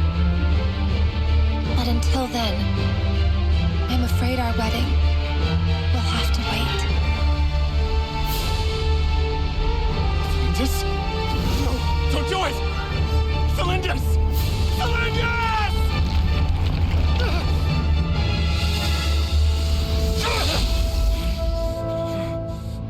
I told you, Rerir. Let her go. You will find someone better. No! No, I won't do it! I have to save her! By what means exactly? A lowly pawn. You lack the power and the strength of will. Do you know why? Tell me! Come to the palace. Join us.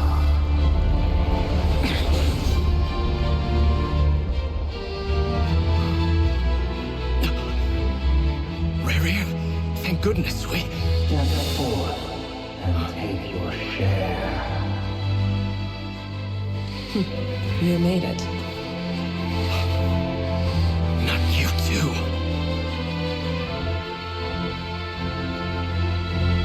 Hatred or grief, despair, desire. We all have our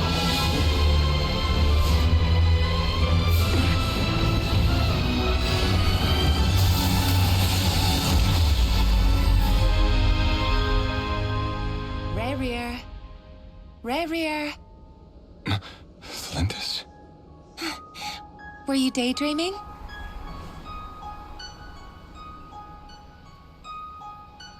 You still remember, Rerir?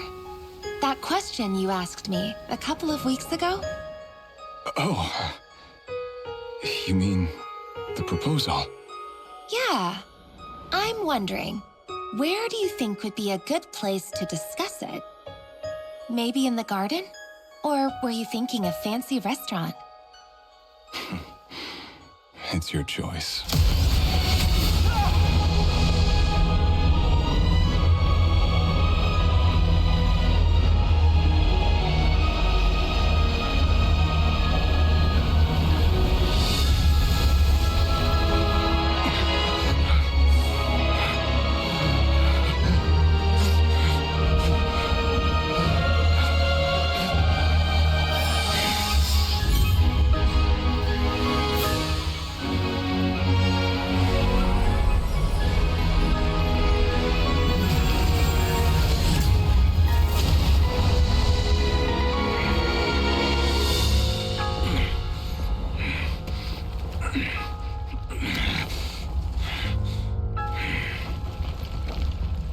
will find you.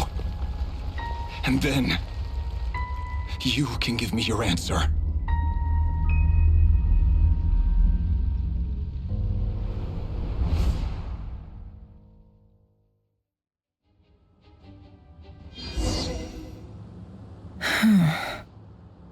So that's how the Raker of Solnari was born.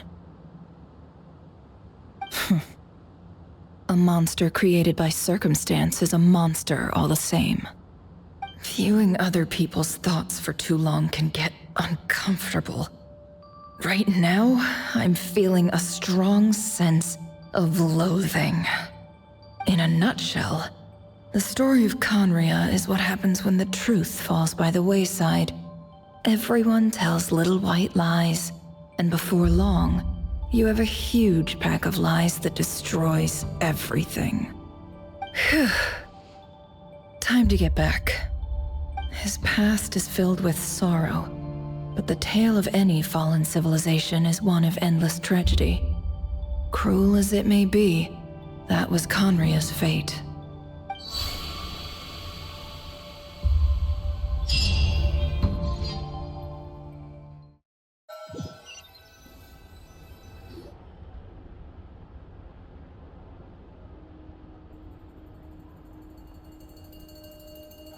Everyone, I'm back.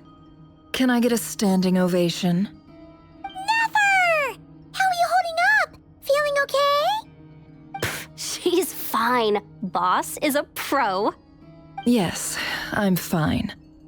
You will have seen the events of Rarir's life through my thoughts.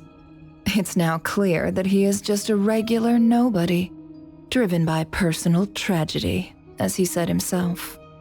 I mostly agree. There's only so much we can know about him from his memories alone, but they did give us a clear glimpse into his life in Conria. However, I would not consider Rarir to be a nobody. He was deeply involved in the events of that era. Yet, when the catastrophe of a generation strikes, nobody is safe. Sounds to me like you're speaking in riddles again. Is this you urging me not to abandon the people of Nodcry in their hour of need? That's not what I meant. Although I do hope you choose to remain a part of the plan. Without you, the mission ahead will be all but impossible. Then try to remember that I respond better to the carrot than the stick. And I don't appreciate being bossed around. Now, as for you, Missy, you were excellent. You stuck to the rules of the ceremony and kept your mouth shut the entire time. Bravo. Cool. So, can you fill me in on the deets now? Most of what I saw went right over my head. Patience. You'll hear the whole story, don't you worry. But let's meet up with the others first. It will save me narrating it twice. Yehoda? Yes, boss. Let me get that door for ya. That's more like it. For a moment there, I was worried you'd forgotten about the first clause of your employment contract. Forgive my curiosity, but what does the first clause say? It says I gotta do the annoying stuff that boss is too lazy to do for herself. Like opening the door, pouring the tea, yada yada.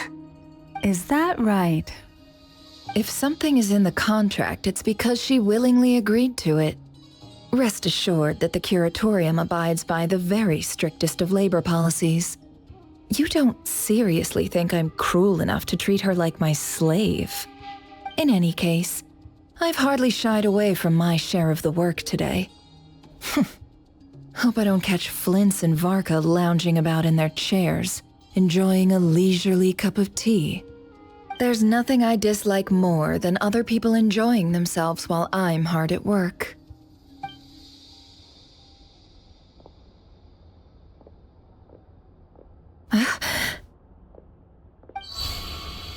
Oh no.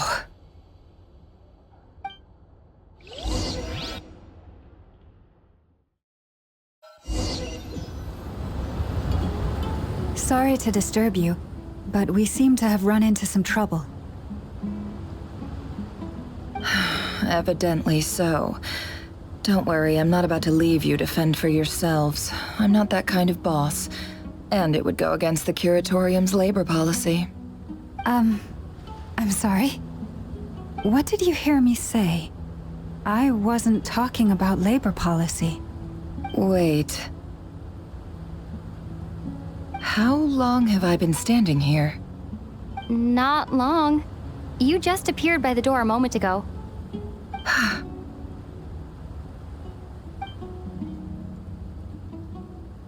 Boss, what's wrong? You look like you've seen a ghost. We've been tricked. We never left at all. Somehow I hallucinated that whole scene back inside the office. Hallucinated? But how? How indeed. This place should heed my will alone. All thoughts and actions that occur in here are just a result of pawns moving across the chessboard in a carefully calculated manner. And nobody has access to this chess set but me. So you control everything in here? More or less. But yes, it's a special technique of mine. Has anything like this ever happened before? Only once. It was the first time I used the chess set. Is there any similarity between what happened then and what's happening now? I suppose my thoughts are a little turbulent, which was also the case my first time. Is there anything I can do to help? The first clause of your contract clearly states that I only need your help with things that I'm too lazy to do myself. Meaning, you're not feeling lazy right now? Meaning, this is not something Yehoda can help with. The chess set is a personal treasure that I alone understand. I must be the one to find our way out of here. Boss, it's fine. Really. Let me do something useful. Oh, listen to you. Whatever would I do without you, Yehoda? What? Really? Yes, really. Where would I ever find another employee as obedient and servile as you? God forbid anything ever happens to you. Oh, okay. Well, anyway, I was thinking of fetching some water. There's gotta be a source around here somewhere. I suggest everyone finds someplace comfortable to take a rest. We gotta conserve our energy. Even though all this chess malarkey doesn't exist in a physical sense, mentally speaking, it's all real. And so is our tiredness and fatigue. You don't want to dismiss mental fatigue. Just because it isn't physical doesn't mean it's any less serious. But anyway, I got your backs, so don't worry about a thing. Don't I have the best employees? Jealous much? If we can find a suitable time, I'd love to borrow Yehoda for a day to help out at the Frost Moon Scions. Would you be amenable to that, Boss Nefer? Oh, Lauma. Have I ever told you just how pretty you are? Beauty runs from the tips of your antlers to the depths of your imagination. Time to rally, everyone. Follow me. As we continue our journey, the same rules will apply. That means stay focused and no talking no matter what we encounter. And don't disturb the chess pieces. You have my word that I will get us all out of here.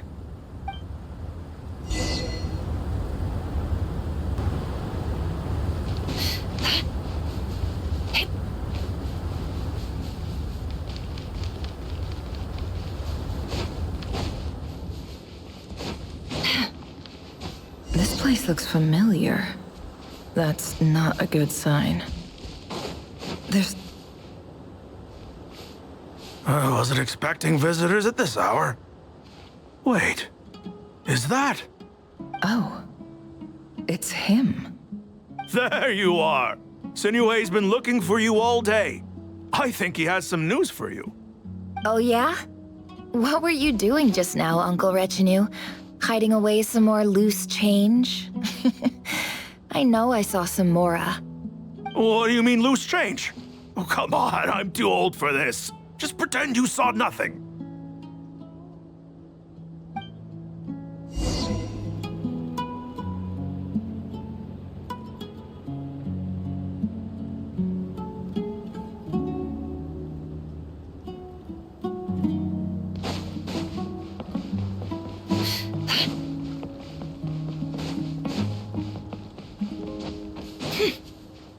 Hey, kid. Mind telling me what Sinnohe's been up to recently? I'm trying to get in his good books and I need a way in. Get in his good books? Why? What do you want with my dad, Uncle Apepi? I've written a new song. I was hoping to showcase it at the next festival, but I'll need his approval. A new song, huh? I'd love to stay and listen, but unfortunately, Uncle Retinue says my dad's looking for me. Well, there's plenty of time and I'm not going anywhere. See that pile of stones? I'll be sitting there warming up my vocal cords. Come find me when you're done. Pile of stones. Got it.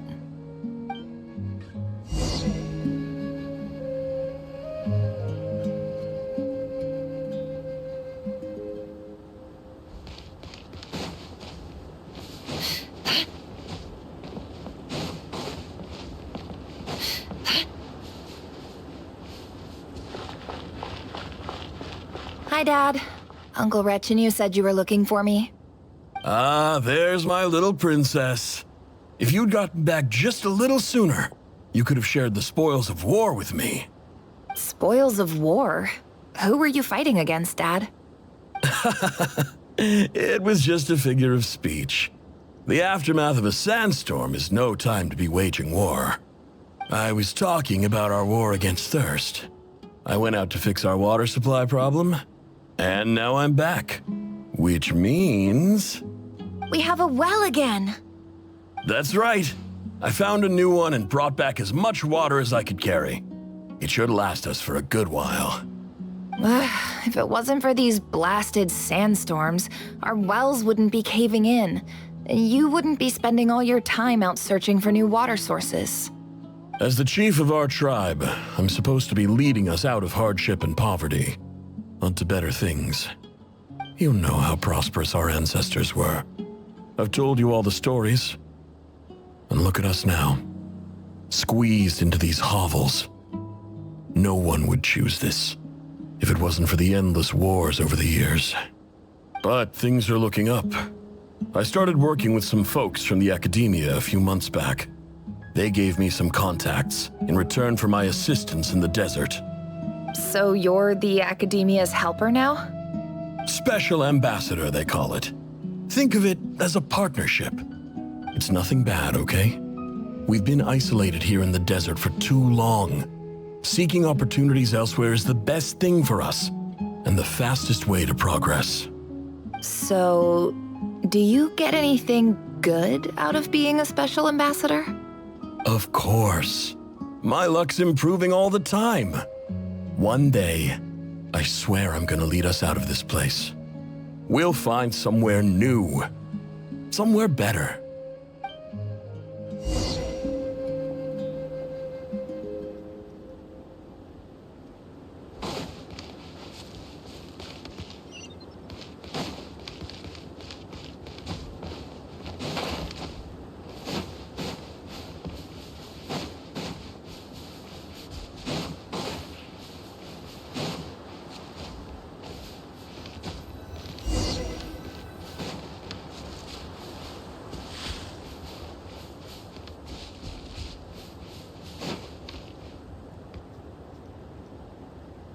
That's our well, and you know it. You stole from us. Well, you've gone from chief to thief, and now you have to face the consequences. Did you really think you could take our water without permission and get away with it? You're either brave, stupid, or both. And that special ambassador act? Yeah, nice try. We spoke to the academia. They said it was all news to them. You're a liar and a cheat!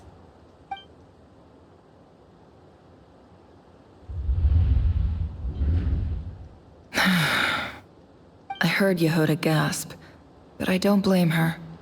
Most people are terrified by the sight of blood. corpses strewn across the ground. The wounds are clearly from scimitars and daggers, the desert dwellers' weapons of choice. There's a handwritten note on the ground. Let's see what it says. Halil, this is Sinuhe, chief of the Shimti tribe. Surely you remember me. I was the one who helped you and your colleagues avoid the quicksand in the desert. This is my second time writing to you. I assume my last letter must have gotten lost in the mail, as I didn't receive a reply. I hope this one makes it to you safely. I'm writing to you because I need some help. That sandstorm the other day completely blocked up our well, forcing me to look for another water source in Iab and Unut territory. It was a matter of survival. Praise the gods. The well of the Iab tribe was intact. It was my last resort. I drew what water I could and left, but not without being spotted. I fear they will retaliate. You told me to write to you if I ever needed help. You said you'd be my ally in the academia. I urgently need you to formally recognize my title of Special Ambassador and send some of your people to assist me for a few days. It's the only way I can convince them that this was the Academia's decision and prevent them from retaliating. This is an emergency. Please send help as soon as possible. Looks like this letter never got sent. The writer died a grisly death, and the letter was trampled into the ground. It's badly defaced. Some parts are barely legible. What a ridiculous lie the surviving Shimti tell. Their whole village was butchered over a sip of water.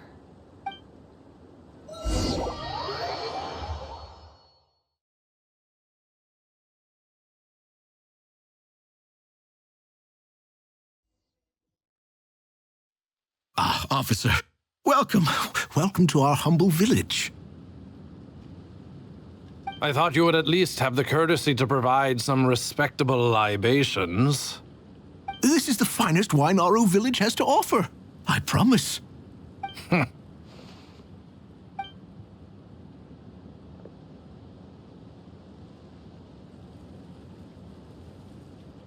The Academia has agreed to reserve a single space for a candidate from your village. But I remain skeptical of this entire endeavor. I highly doubt anyone in this desert possesses serious academic potential. Please, have faith. If not in us, then in our god. The child we found shows great promise. I beg you, take her away from this place. Give her a chance. Don't let her talent go to waste. I don't recognize her. New arrival? She showed up here a few days ago and we took her in. She's a really bright kid. Please help. I'm begging you. So, where are you from? Nowhere special. Just a sand dune.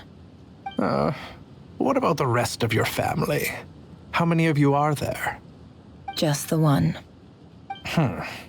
It's only you? Correct. So, no brothers, no sisters, no mother or father? Any who have slept on a bed of sand, I call my brothers and my sisters. Apart from that, I have no family. All right. Get over here. Sign your name on the form.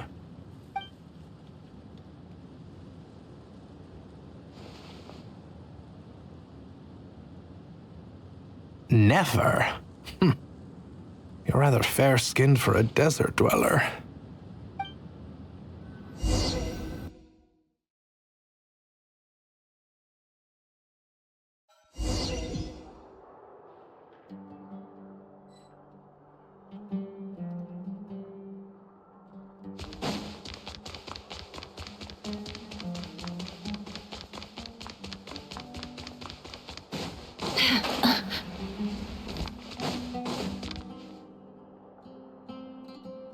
Nefer, this term's assignments have been issued already.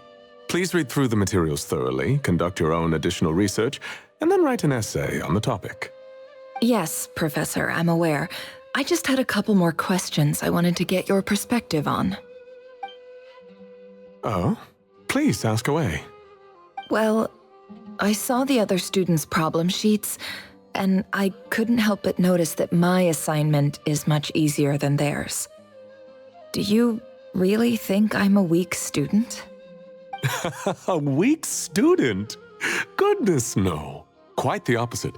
You have a sharp mind, almost too sharp. I think what you're saying is, a weak student wouldn't have noticed the discrepancy. And if they did, they certainly wouldn't complain about the lighter workload. You see, sharp as they come. You see things the way they are, and I'm sure you know why they're like that. Because of where I come from. Because I'm different. I'm sorry, Nefer. I don't like it any more than you do. It's just... Anyway, you said you had a couple of questions. What's the other one? I wanted to check. If someone sent me a letter to the academia, where do I go to collect it? Ah, your family wrote to you. Well, as long as they put your name on the envelope, someone should hand it right to you. Not exactly. It's not even a recent letter. I was just curious where the mail would end up if no one collects it. The House of Dana, I expect. I know there's a box for unclaimed mail somewhere in there, probably sitting on a shelf. Whatever you're looking for, that'd be the place to start. Okay, got it. Thank you, Professor. Oh, don't mention it. Honestly, I feel like I failed you. I'm supposed to be your teacher, but I haven't taught you anything. Hey, don't say that. You're a great teacher, and you do your best for all your students. But the rules are the rules. You're not allowed to teach students like me. It's not just the academia either. The whole world bends over backwards for the successful and leaves the losers to suffer and die. Oh, my dear child. Don't tell me you've given up on life already. I haven't. I just think that if you want to make it in this world, you have to find a way to become successful.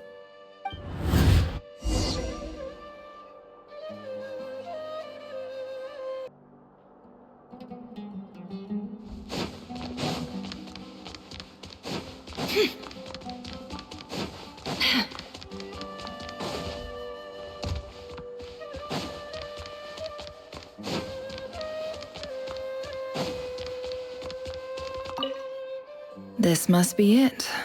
A big cardboard box full of unclaimed mail. And probably some letters that ended up here by mistake, too. Let's take a look.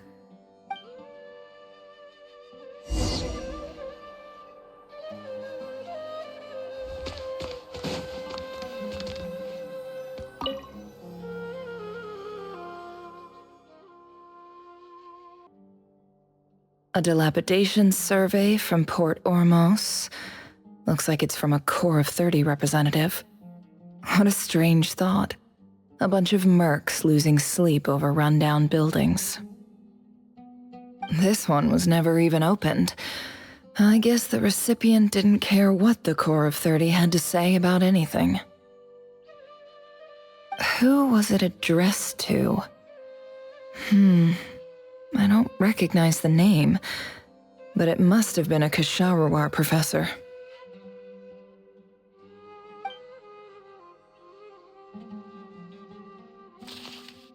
This one is addressed to the Immorta Sage. The title is Changes Observed in Satyavada Life Symptoms. Why do all these letters read like full-blown dissertations?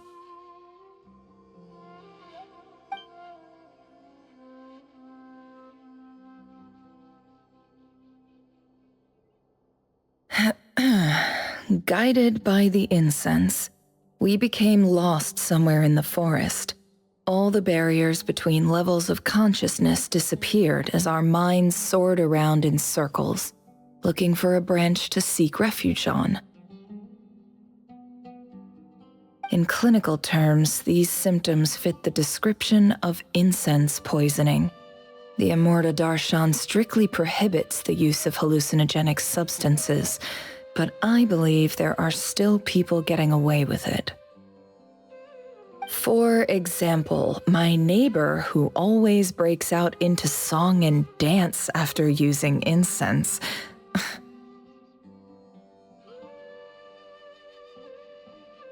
This seems like something the academia would want to know about.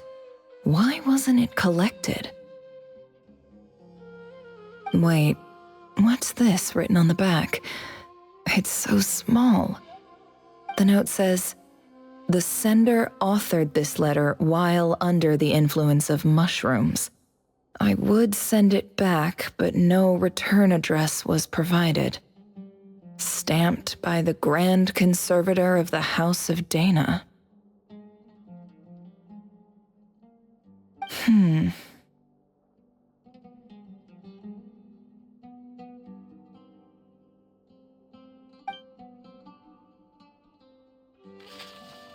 This next one is addressed to Grand Sage Azar. A few words of protest regarding recent changes in Sumeru's educational policy. In recent years, the academia has taken on a small number of students from the desert region, as per the policy to this effect. However, it appears to me that these students have not, in fact, been provided with educational opportunities that are, in any meaningful sense, equal to those enjoyed by their peers. As well as receiving dumbed-down assignments and perfunctory tutoring, they do not even have full access to the Akasha system. Education is the fundamental purpose of this institution, which should go without saying in a nation whose founding virtues are knowledge and wisdom. I ask you, is the lip service we pay to the policy of education for desert students truly the standard of pedagogy to which the academia aspires?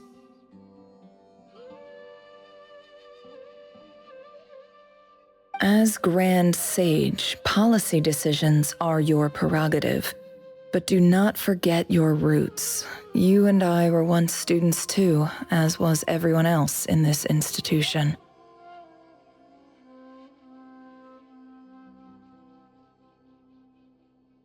I do hope you will give some serious attention to this matter. I encourage you to discuss issues like this with myself and others, and listen to some alternative opinions. Great letter. Shame it didn't get to where it needed to go. And the sender is... Sage Cyrus of Spontamod. I didn't realize anyone else even knew how bad students like me have it in this place. So this is where letters from the Sage of Spontamod end up? Nice one, Grand Sage. Really enlightened leadership. Whatever. This isn't what I came here for. Moving on. I'm not exactly holding out hope that a letter sent from the desert would even make it here. But if it did, where else would it end up if not in this box? I can't believe how much discarded mail there is. Must have been years since someone last went through it all. And this is just one box. The whole House of Dana is boxes on shelves. I don't believe for 1 second that any human being has sat down and read through all the documents in this place. Who has that much free time on their hands?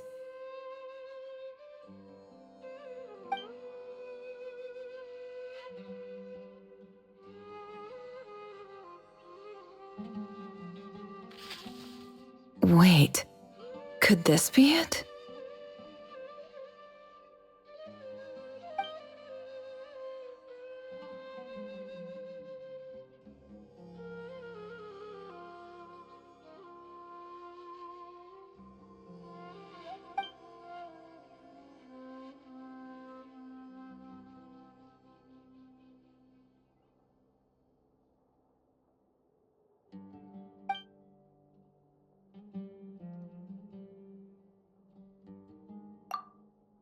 Greetings, Halil. My name is Sinuhe, chief of the Shimti tribe. I was the one who came to you and your colleague's aid when you ran into trouble in the Great Red Sand. I don't know how well you remember it now, but I brought you to safety and gave you some water and other supplies. You seemed very pleased and told me your name. In my tribe, learning a person's true name is serious business, and I therefore see you all as friends. You were kind enough to leave your contact details so we could stay in touch. The Shimti tribe lives a harsh, nomadic existence in the desert. You were sympathetic towards my plight, promising to make me a special ambassador of the academia and help us find a way to make a better living. This brings me to my reason for writing. Our tribe has fallen on particularly hard times, and I would like to ask for your assistance. There was a terrible sandstorm a few days ago, which blocked up the well in our land. To ensure my people's survival, I had no choice but to venture into Iyab and Unut territory in search of an alternate water source. The Iyab and Unut are descended from the Thamudians, while we trace our ancestry to Tulatala. We worship the Lord of Flowers and have had relatively good relations with our fellow tribes up until now. I found a well belonging to the Iyab tribe. They declined to help us, but I really had no other option. So I took some water to keep me and my tribe alive. My actions are certain to incur their wrath. When we met, you assured me that you would be my ally in the academia. I would like to take you up on that offer, because I really need your help. I wonder if you could send an academia representative to meet with me. That aside, the last time you were here, you mentioned that the academia had started accepting students from the desert, and I told you a little about my daughter, Nefer. We have next to no resources here in the desert, and my power and influence are limited. Would you consider enrolling my daughter at the academia? She is a smart girl. I know she won't disappoint you. From the outset, the academia never took you seriously. Those things they promised were just empty words. I doubt they even remember the name Sinuhe. And you were so emphatic that your luck had finally changed for the better. You swore you'd lead us to a better place one day. You spoke with such conviction, like you were the most powerful chief in the whole desert. You liar. You lied about everything. You promised the world and delivered on none of it. And who fell for it? Just me, by the looks of it. Despite your best efforts. Which makes you a pathetic liar. You weren't even any good at it. I think I'll take over from here. Let me show you how it's done.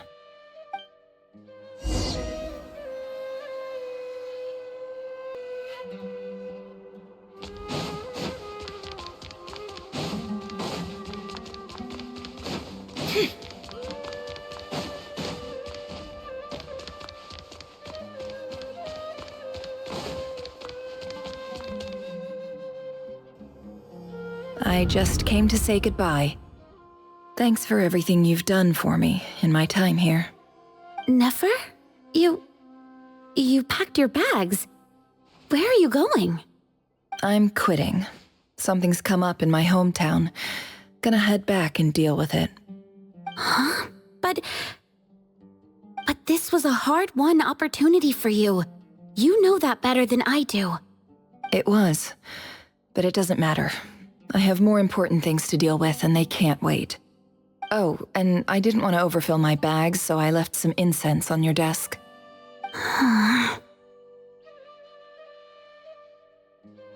What's wrong? I thought you liked incense. Although, I did read somewhere in the House of Dana that it has hallucinogenic effects. Don't use it all at once, all right? Isn't this the stuff you brought from your hometown? You're just letting me have it? But you said it's a rare and valuable commodity. Yeah, about that. I lied. It's not rare at all. There's this bunch of ruins near my hometown that are practically overgrown with this plant. It's not worth much. Keep it, it's fine. But never... All right, that's all from me. You take care.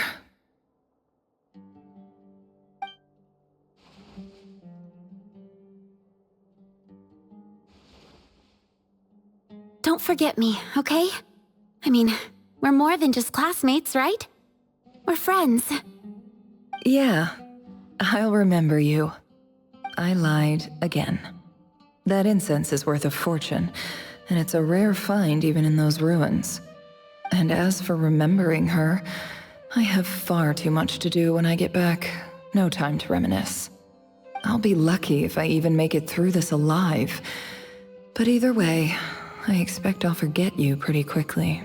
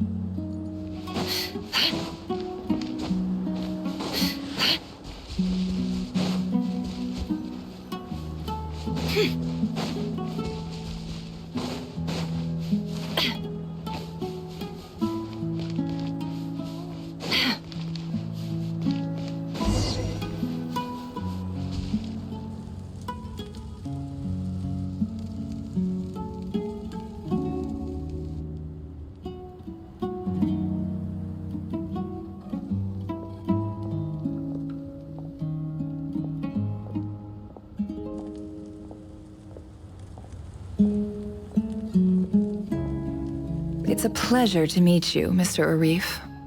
So, what does the Academia want? Since they've sent their special ambassador, I assume there's a big business deal to be made. If not, I'd be very disappointed. Please, sir, lower your blade. You're lucky I'm the one they sent. Not all special ambassadors share my admiration for the Iab people. The ever-shifting balance of power in the desert reduced the once great civilizations of this region to rubble and sand. But the story of the Iab has a very different trajectory. Others grew weak, but you grew strong, beginning in obscurity and moving to prosperity. You're the only ones who defied the trend. Huh. So, you do know who you're dealing with?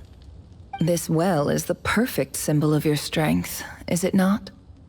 It used to belong to the Unut, but it looks like you have control over it now. You're not wrong. But I'm sure you didn't come all this way just to flatter us. Of course not. I came to bring you some very good news. Some information that recently came to light, which might just be your ticket to freedom.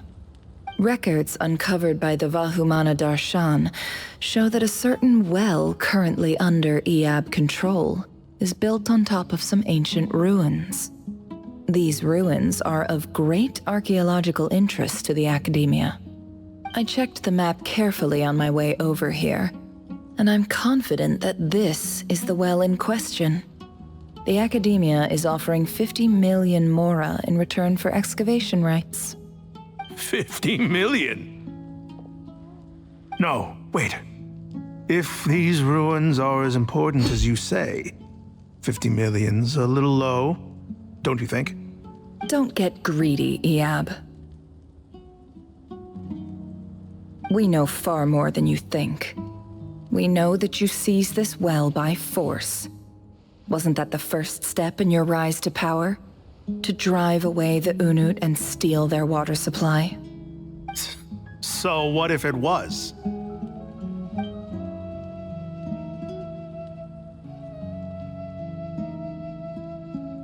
Don't worry. As unscrupulous as it was, It's something we're willing to overlook. The Academia is only interested in dealing with the de facto power holders in the region. I hope I am making myself clear. And I hope your words are the truth.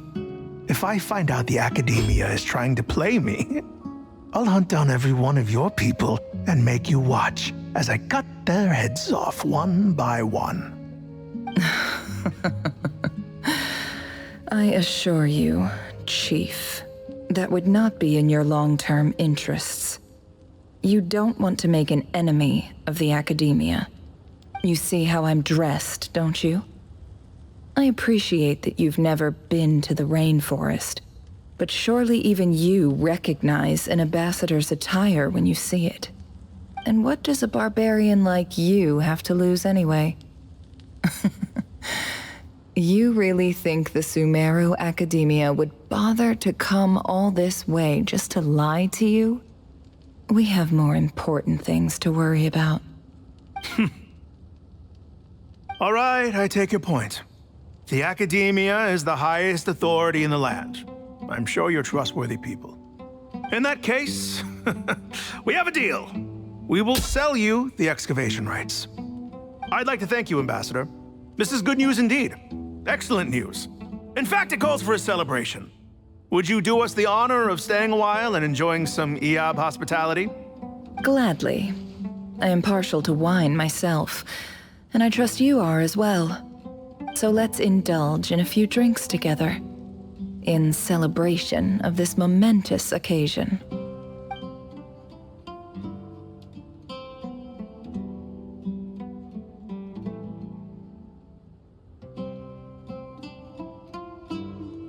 Chief!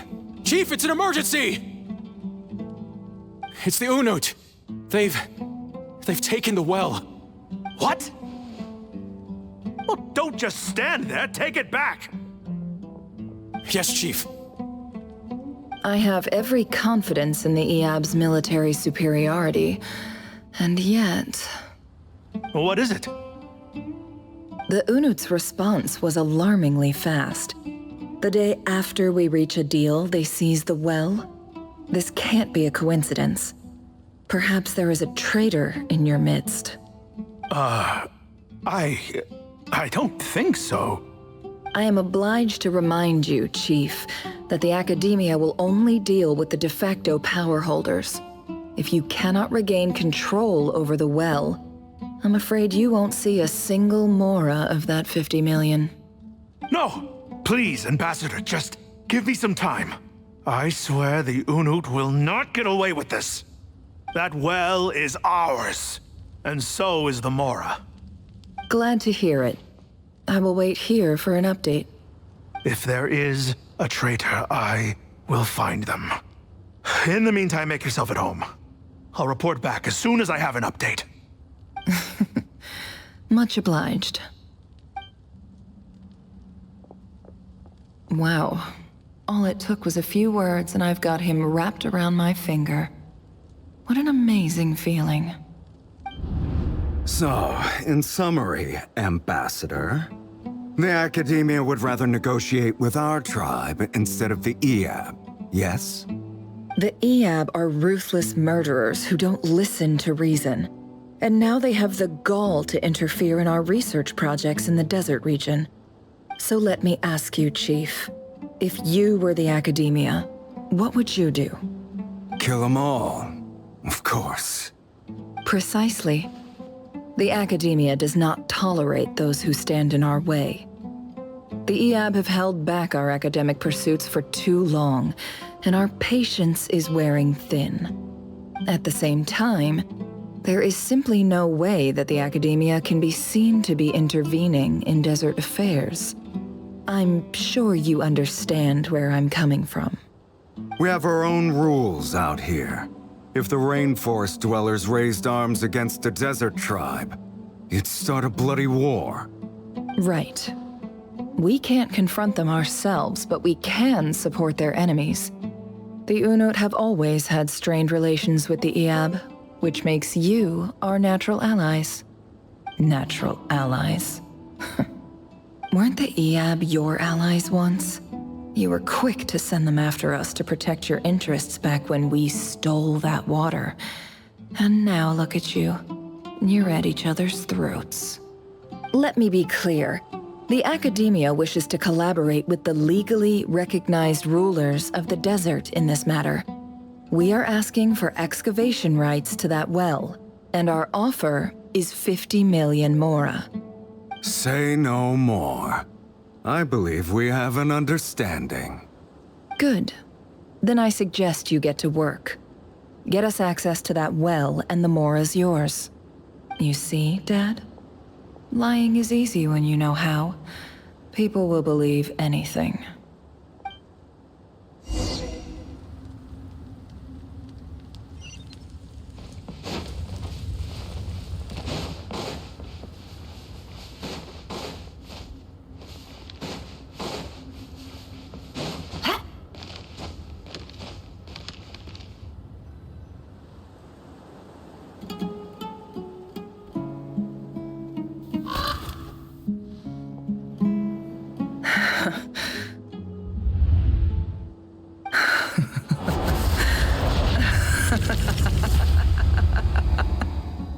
Look at yourselves.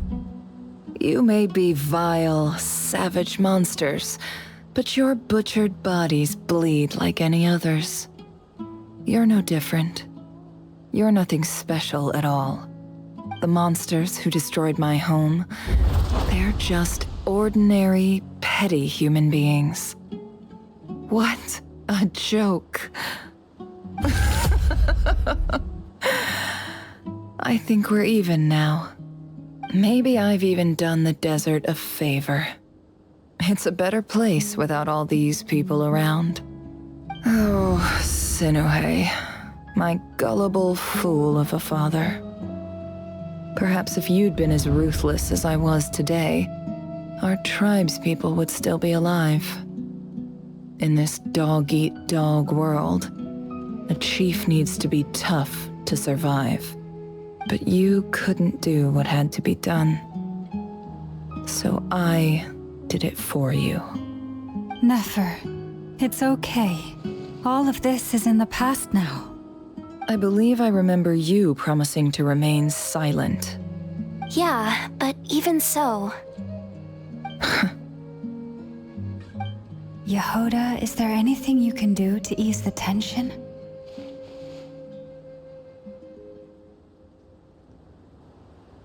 Alright, time for a sharp turn onto a completely different topic. So, anyway, that's enough of that. When are we getting out of this place? Feels like we've been walking forever.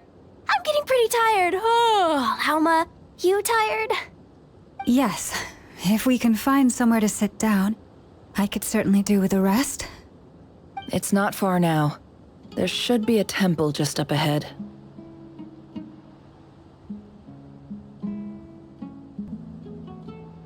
Yes. Really? A temple? That's where this story ends? I guess that's how things go in the desert. Desert dwellers can never escape their destiny. Or so everyone says. I never wanted to believe it, but looking back now, I'm as desert as they come. You mentioned a temple. What's waiting for us there? My biggest trade secret of all. Ah. Then I'm guessing it's where you got your power from. The power to peer into other people's minds. I didn't know you were clued up on any other religions. I'm no expert in the history of Sumeru, but since you come from the desert, I would imagine it has something to do with King... Sounds impressive. Oh, I know who you mean. General Mahamatra Sino. The spirit of Hermanubis dwells within him. That's Boss Neff for ya. She knows everything. Sino's hardly a figure of obscurity, but I know about Sethos too. What about him? Is he a big deal or something? Well, he's not a small deal, let's put it that way. Please, this is the bare-bone basics. Save the flattery. Thanks for your patience, everyone. I'm sure it's been a lot to take in. With any luck, that's our exit just up ahead.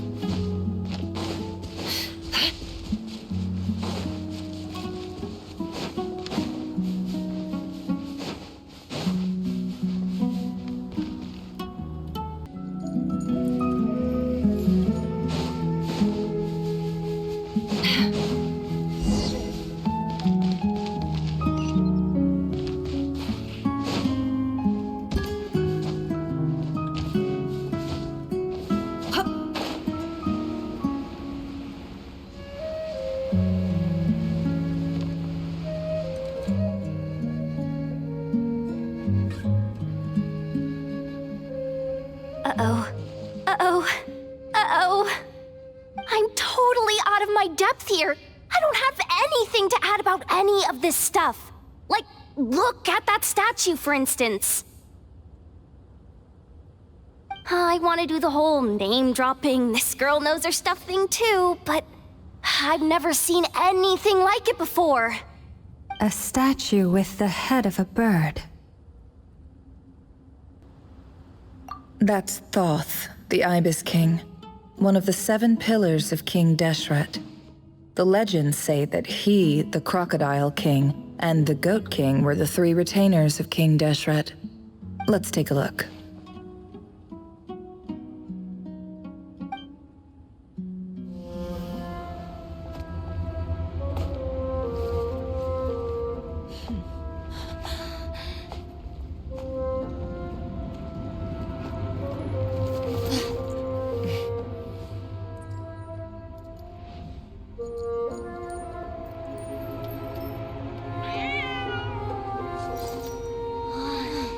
It's just Ashru.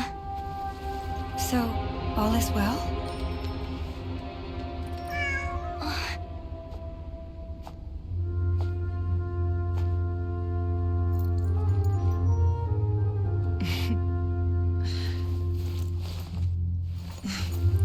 Typically speaking, at this point, the world disintegrates. Then we find ourselves back in the outside world. Besides, these are my memories. There's nothing to fear. You're sure? Of course. It's almost over.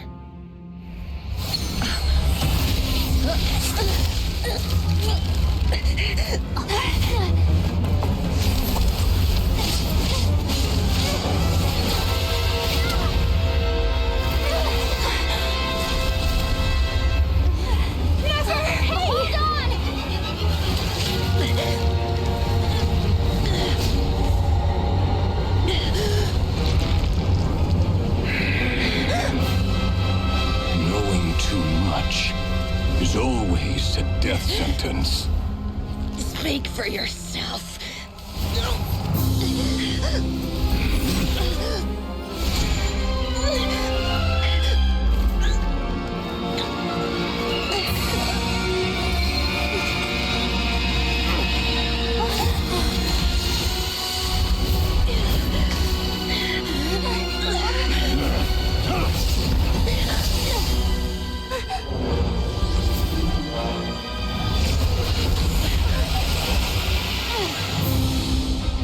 How repulsive.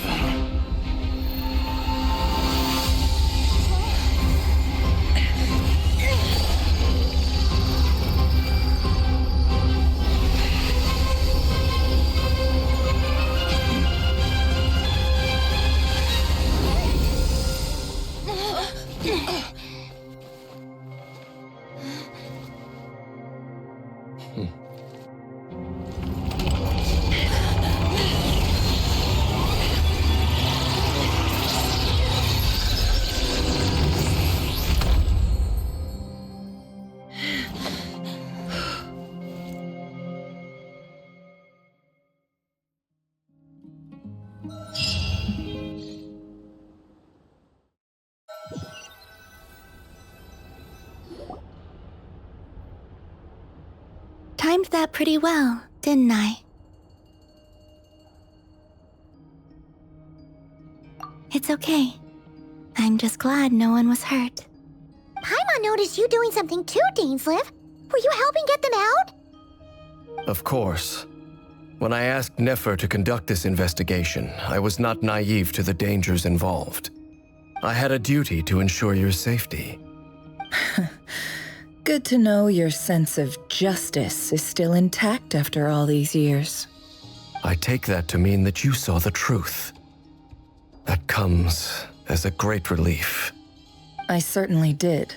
And thanks to your help, I also managed to trap Rerir inside the chess set. Whoa, really? How'd you manage that? Well, to be honest, I sensed that something was wrong long before we made it to the temple. By using this fragment to probe into Rerir's past, well, the monster formerly known as Rerir, it seems I alerted him. I was tracking him, then he caught on and started tracking me too. Can't say I'm surprised. But how did he track you through your thoughts alone? That shouldn't be possible. Rerir was a secret agent who reported directly to the Vinster King. He is an expert at finding a trail and hunting down his pursuers. No wonder. He infiltrated the chess set, read my thoughts, and built a new virtual chess set inside of it. That's why we weren't able to leave at first. Speaking of your chess set, it's quite a remarkable item. Would I be right in thinking you have some connection to King Deshret? You overestimate me. I only have a connection with one of his underlings, the Ibis King. You all saw how this came to be. A long time ago, the Eab massacred my tribe, the Shimti, in our home village. A few years later, I enrolled in the academia, where some new information came to light. The Unut and the Eab fought a bitter battle over the rights to a well, all for the sake of a non-existent 50 million Mora. The Eab ultimately won that confrontation, but their victory came at the cost of almost every warrior in the tribe.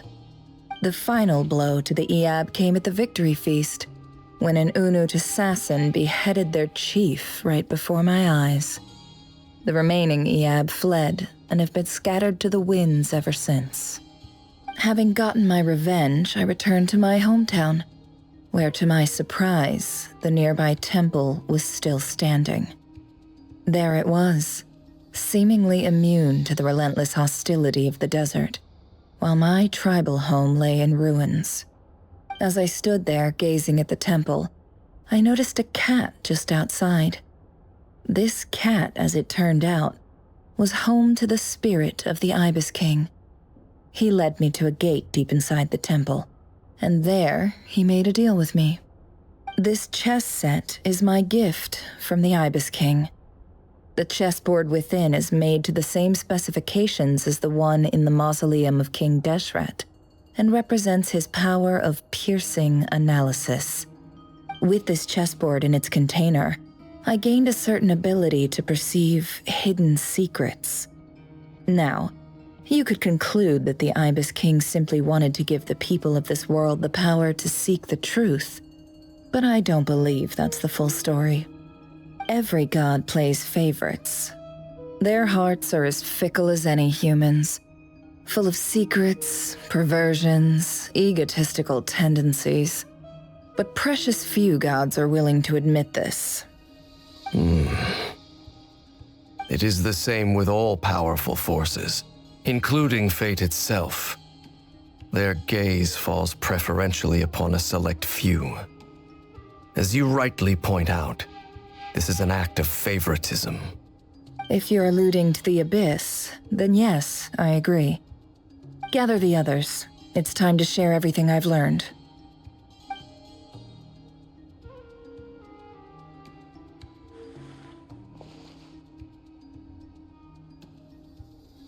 Thank you all for being here.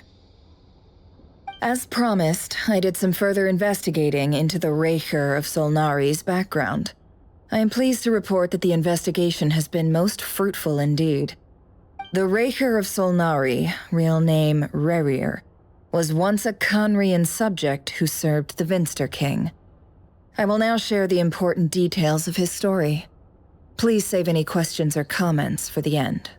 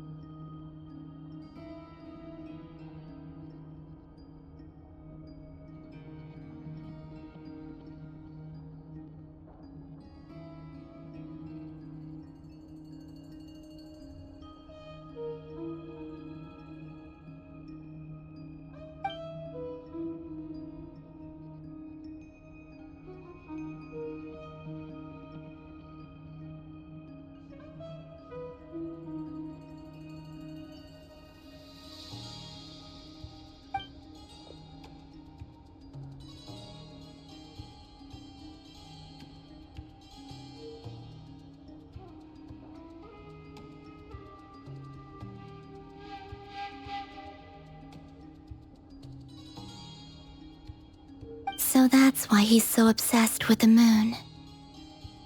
A tragic tale, to be sure. But it does not excuse his many transgressions. No matter how much Rerir suffered in the past, the fact remains that he is what we know today as the Wild Hunt, wreaking havoc upon innocent lives in Nodcry. He becomes more dangerous with each passing day. If left unchecked, it is simply a matter of time before all of Teyvat suffers the consequences. This is a threat that the Knights of Favonius cannot ignore. A question for Miss Columbina. Forgive me if this is presumptuous, but have you ever seen the spatial gateway that appeared in Rerir's memory? Never. But I have heard stories of something called the Moon Gate, and this seems to fit the description. Miss Lauma, any thoughts on this? In the lore of the Frost Moon Scions, the moon is believed to hold many secrets. Some sources speak of ancient knowledge, others of a gateway to the unknown. The term Moon Gate is one I have heard before, but as is the case with all of our legends, there are no records of any first-hand witnesses. We cannot know whether it truly exists. Then back to Miss Columbina. As a moon goddess yourself, do you have some idea of where the Moon Gate leads to? Not at this stage, sorry. I do hold the power of the Frost Moon, and my strength is recovering well. I can sense that the gate would open at my command, but... But there's more to the power of the Frost Moon than that? Yes. A moon goddess has the right to open the Moon Gate, since it is a path to the moon. But as never mentioned, holding open a spatial gateway takes a huge amount of power. And right now, I need to conserve my energy to fight the Rahier of Solnari. I'm afraid this is one mystery we may have to leave unsolved for now. I agree. Better to save your strength. But if you'll humor me for a moment, I have a bold conjecture of my own regarding the world beyond the gateway. I highly suspect that neither Tholindis nor Rarir made it through unscathed. The evidence pointing to this is the fact that the Rahier of Solnari exists in the form of countless fragments. With the abyssal power he wields, no ordinary foe can touch him, let alone tear him to shreds. And yet, the Wild Hunt proliferates wherever his scattered fragments lie, drawing hordes of monsters to many different locations across the land. So your theory is that Rarir was physically torn to shreds by some powerful force? Hence, why the Wild Hunt is a distributed phenomenon, rather than a unified one? Makes sense to me. Explains why the Wild Hunt is so pervasive, and why he's been trying to piece himself back together. He was whole to begin with, and he wants to be whole again. Without the power of the Abyss on his side, he almost certainly would have perished the moment he was torn apart. But the Abyss, much like a curse, has kept him alive. I could not agree more. The power of the Abyss is most surely a curse. It is a compelling explanation, and one that accords with my present understanding of Abyss creatures. Whether the life form in question is primitive or advanced, if a curse has extended its lifespan unnaturally, it will continue to survive in spite of everything. This raises some interesting questions. I will run some experiments and see if there is any validity to my suspicions. That being said, regardless of whether my research bears fruit, I would like to thank Miss Nefer for conducting such a thorough investigation. Already, it has greatly enriched my understanding of the entity we face. My pleasure, Mr. Albedo. I too hope that the information I have shared today proves useful as we look to formulate the next stage of our plan. Hey! What is it, Dainsleif? You look really upset! It's just... when I think of the man I once knew as Rarir, I struggle to understand why things had to turn out like this. The two of you used to be friends, didn't you? I don't know if these words will bring any comfort, but my heart goes out to you. Mine too. We can never know all the hows and whys of the way things are. The moon and stars are full of untold secrets and lies, and the skies are host to many more mysteries than these alone. Yet, none of that can begin to compare with the complexity of human life. Those are the first comforting words I've heard in a long time. Thank you both. Well, I think this is a good place to end today's meeting. I'm sure Nefer needs some time to recover. She's been through an awful lot today. That's very thoughtful of you, Lama. Of course. Sounds good to me. Take some time to rest and digest before we reconvene to nail down a plan.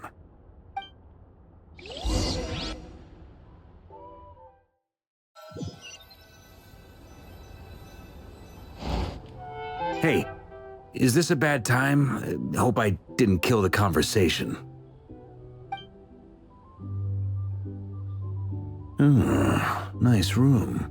Oh, I'm not coming in, though. Why not? It's just a hotel room. If it's all the same, I'll just stay out here. I might not look the part, but I'm technically a knight. Barging into people's private quarters isn't the kind of thing we do.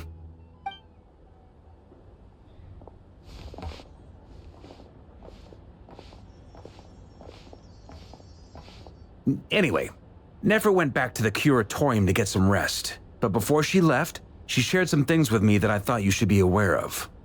Firstly, although she managed to trap the Raker of Solnari inside her chess set, there's no guarantee that the power of the Ibis King is any match for one of the 5 sinners. Their powers are beyond our comprehension. It's only a matter of time before he finds a way to break out. We have to come up with a plan and take care of him before that happens. Honestly, Paimon figured that that might be the case. So, how long have we got? Well, I asked her that same question. She talked for a long time, but for the most part, it seemed like she was trying to convince me how precious her chess set is, and what a long and storied history it has. It felt like some kind of sales pitch, you know? The kind where you end up handing over Mora against your will? Anyway, after all that, she finally answered the question. 2 days, at most. 2 days? Holy moly! Can we even recruit enough help in that time? That remains to be seen. Which brings me to the second issue. Dainsleif is obviously conflicted about this whole thing. But given how little time we have, there's no way we can pull this off without his help. You have some history with him, right? Do you think maybe you could talk to him for us? Great, I appreciate it. All right, on to item 3. So, Albedo, Durin, and I put our heads together and came up with a plan. Can't promise it's gonna work yet, but at least it's a start. We figured we'd bounce the idea off you first. We'll explore it further once everyone's recovered. Oh, Paimon's dying to hear this. All right, so here's what we're thinking.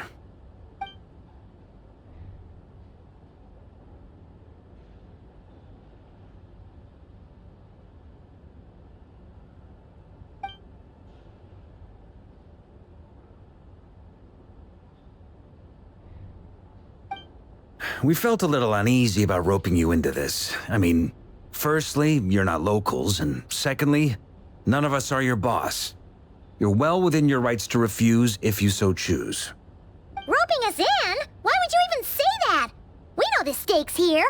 It's all of us against the Rayher of Solnari, or none of us stand a chance. I choose my words very intentionally, I'll have you know. I like to think there's an art to striking a down-to-earth tone even when the stakes are through the roof. Sir Varka, I have a few thoughts about this plan. I'm all ears. I think we can be more flexible with how the roles are allocated. In my view, the most sensible lineup would be like this.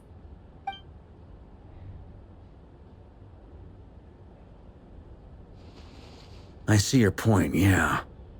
But if that's how we're going to approach this, you'd better make sure you're ready. To be clear, I don't doubt your abilities. Far from it. I just want to make sure. Are you really willing to take all this on? I want to do everything within my power. The Rayher of Solnari is a truly fearsome opponent, and if I do my part, it'll greatly reduce the risk for everyone else involved. Well, that tracks with what I've heard. Jean's mentioned in her letters that you're so diligent it's almost abnormal.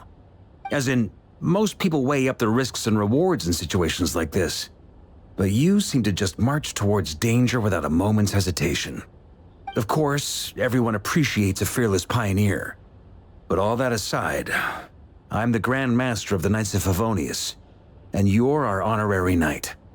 I want to make sure your courage doesn't come at the expense of your safety. Thank you, Sir Varka. I should be the one thanking you. It means a lot to have you on board. I'll give some serious thought to your suggestions.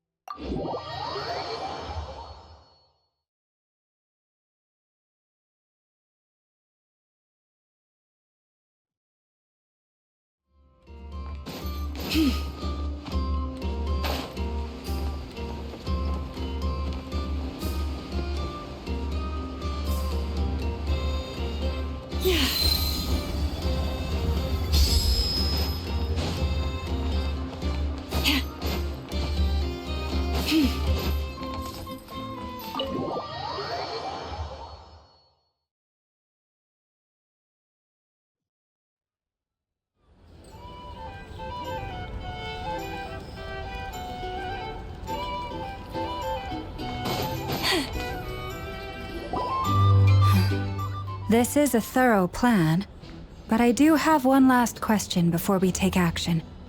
How can we be sure that our enemy won't leave the designated area? Great question. Albedo's been hard at work analyzing Rerir and the Wild Hunt's behavioral patterns. His conclusions are as follows. Firstly, from the earliest known confrontation until now, Rerir has never displayed any ability to manipulate the dimension of space. So it's unlikely he has any power in that domain. Secondly, he seems to have a particularly strong vendetta against our group. If we put him in a fight-or-flight situation, he'll choose to fight every time. Thirdly, finally, and most importantly, he is consumed by hatred, both for the moon and for his enemies. Turns out, we tick both of those boxes. We have a reincarnated moon in our ranks, and a spy who accessed his private memories without permission. He'll be baying for blood, not looking to escape. As someone who's had their fair share of interactions with the Wild Hunt, those all seem like valid observations to me. Understood. Then I will defer to the verdict of the group. Well, everyone, that's the plan in full detail. Albedo and Durin are carrying out their part as we speak. Plan approved. Scheduling. Okay, any firepower you need, I got you covered. Let's light this baby up. The Frost Moon Scions are behind you as well. And the rest of you?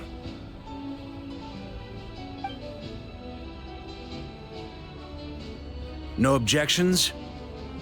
All right, then it's settled. This is the plan we're going with. Next up, an old tradition of mine. Anyone who wants to back out, now's your chance. Wait, we can still back out of this? Everyone says things they regret, right? I don't want anyone feeling trapped because their mouth said yes before their brain had time to think things through. A very people-first approach. I hear that's common practice in the Knights of Favonius. Heh. Who'd you hear it from? D-Luke? Shh. We don't use people's real names at work. This contact will be known only as Owl, please and thank you. This plan can only work if everyone does their part. Flint's and I will absolutely support it. We shall indeed. You'll be glad you accepted our help. Also, you are the last person I expected to see here, Miss Dory. It's not often I get called Dory in a work context. My peers usually call me Lord Sangamabe. So, the longer your name, the higher your net worth. Is that the idea here? In that case, Mr. Flint's here must be worth a fortune. That's right, I know your full name. It's... The walls are thin here. I'd appreciate you keeping that a secret. Okay, fine. I'm actually only here as a favor for someone else. Do you have any idea how much it would cost to hire me otherwise? Oh, does this mean someone out there actually has the power to boss Dory around? It most certainly does not. We have a long-standing and mutually beneficial business partnership. She's actually the mom of a friend of yours. Said mom supplied me with a great little trinket, but now that lady's ruined everything. If I don't start building a little goodwill now, my whole business in Notcry is gonna go down the drain! Okay. So what exactly is so special about this pendant? It's a lucky charm that a great mage made for me. We have a business relationship, and she was worried that something bad might happen to me. So, she wanted me to have something that can store power to protect myself with. I finally got it all fully charged up with Kuvaki, and then never went and used it all up at once! Never lost so big in my life! You're right. It was all my fault. I didn't mean to drain all the Kuvaki in the pendant, but I'll make it up to you. You will? Well, in that case, how about you give me your chess set, and we call it even? I knew you'd say that. Well, it's yours if you want it. In fact, take it now, and I'll even throw in a free Raker of Solnari. Deal? You're putting me in a difficult position here. It's a very useful thing to have around, but I have a funny feeling it won't be around much longer. I guess we'll see in a couple of days. Looks like bankruptcy for me. Hey, don't be so pessimistic. See this through and you never know. You might find a new business opportunity on the other side.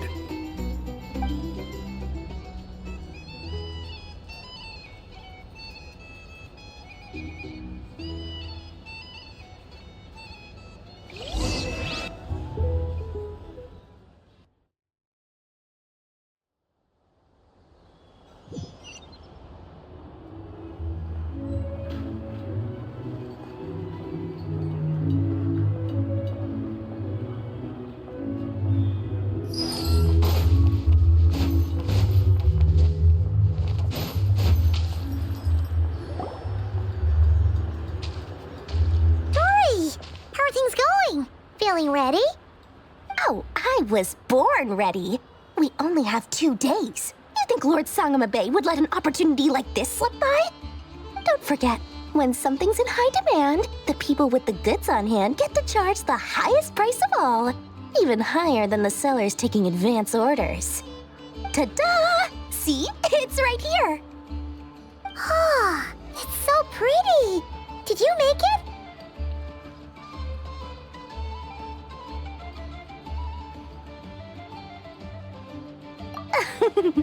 No, I have a supplier. We go way back, so he made me a very attractive offer. Aha! No wonder you were talking about Lucky Charms at the meeting. You've been getting Kave to make them for you. That's not the full story. It actually started a while back as a project between me and the Dendro Archon. Mage Alice once warned me that this world won't stay safe forever. There may come a day when everyone faces a great crisis. I passed this on to the Dendro Archon, and she secretly brought together a research team made up of Sumeru's top scholars to invent a technology that could keep people safe. I won't go into the details because it's all very complicated, but if you want to know more, you can ask the Dendro Archon about it sometime. Anyway, point being, it was the Dendro Archon who asked Kave to build this little contraption. As one of the top Kasharawar talents, he was the obvious choice. Took him long enough. He stressed over it for ages. Must have gone through at least a dozen designs before producing a final product. But that's Kave for you. Marak delivered it to me a couple of days ago, along with a letter from Kave. Could I ask why I'm sending this technology to you? And what's your proposed use case? Has it been approved by the relevant authorities? So nosy. My fault for sending him the research permit to begin with. Surely Nahida must have told him you were involved in this project. He was probably just nervous because you're always so secretive about your business. Could be. Anyway, I just replied, let's hope there never has to be a use case, because it would involve grave danger. Fair enough. But it sounds like he was just being cautious. He probably felt responsible as the one who made it. Or maybe he was asking as a favor for his housemate. He's done that before. Not sure why, though. His housemate doesn't seem to really care that much about this kind of stuff. Either way, all's well that ends well. I'm just glad to finally have my hands on the product. I wouldn't want to be without it, given the potential dangers that lie ahead. Huh? What does that look mean? Paimon's just super surprised. This must be the first time we've ever seen you actually get serious about something.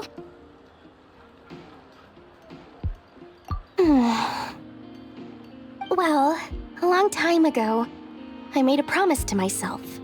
I promised that I was gonna live every day of my life with a big beaming smile. Obviously, Mora plays a big part in that. But there are always gonna be times in life when you have to give something back. That could mean paying back a debt, returning a favor, or showing some kindness. Alice has been a huge help to me over the years. She was the first investor I ever had. And I want my investors to know that Lord Sangama Bay is the best in the business. And more than that, no one knows what the future will bring.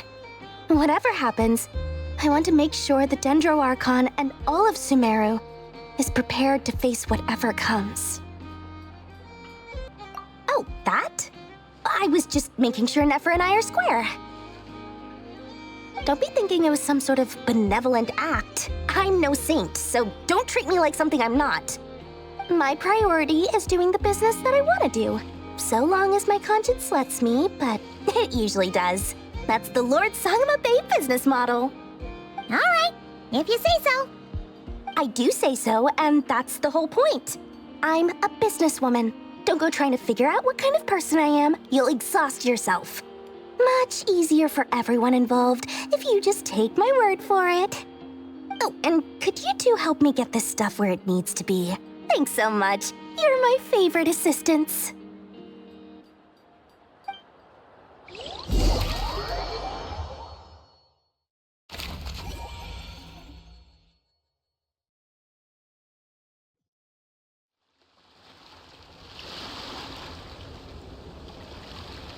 If ever you find that the animals in Nodcry behave in ways you do not understand, just ask me and I will explain.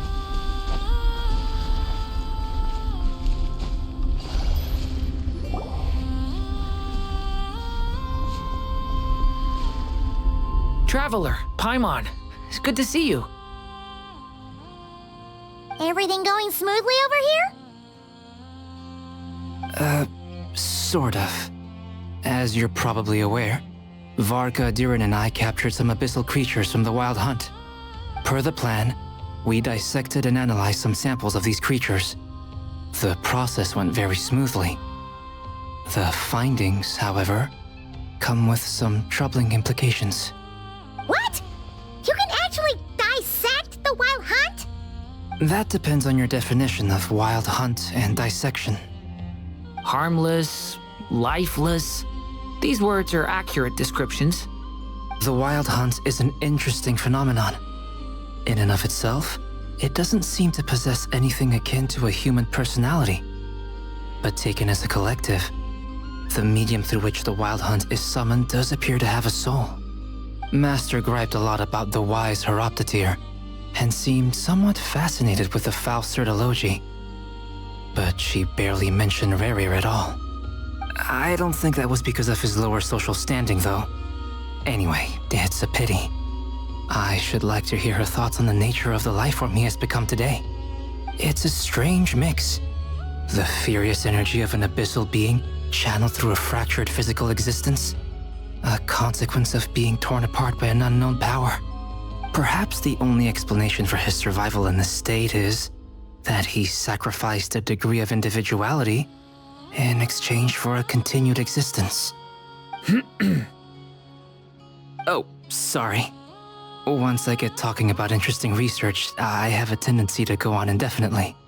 Back to our research findings. Essentially, they confirm my hypothesis. Rerir's corpse is completely contaminated by the Abyss, and the effects are irreversible. You could think of this as Rerir in mutated form. But in my view, even that would be inaccurate. In reality, his whole being has been consumed by the Abyss. In other words, he is now nothing more than a manifestation of abyssal power. Unfortunately, at present, we have no means of completely eradicating abyssal power. Hence, we cannot fundamentally destroy the Reir of Solnari either. Oh, that's terrible news! So, that's it? We can't defeat him? Not even if we get the power of the Three Moons? Miss Columbina's situation is a difficult one. She can never achieve wholeness when the world does not accept her presence. It's as if her creator banished her to a place she can never be accepted. It means she spends most of her energy just on her own survival. Given the circumstances, it's only natural to despair. But we must see this plan through to the end. Time to kick off the backup plan. Oh, Paimon almost forgot! This is for you. Dory asked us to bring it. Ah, how wonderful. Well, thank you for making the trip. Durin and I will be heading off shortly. I'm sorry I won't be there to protect you in person this time. Please be careful.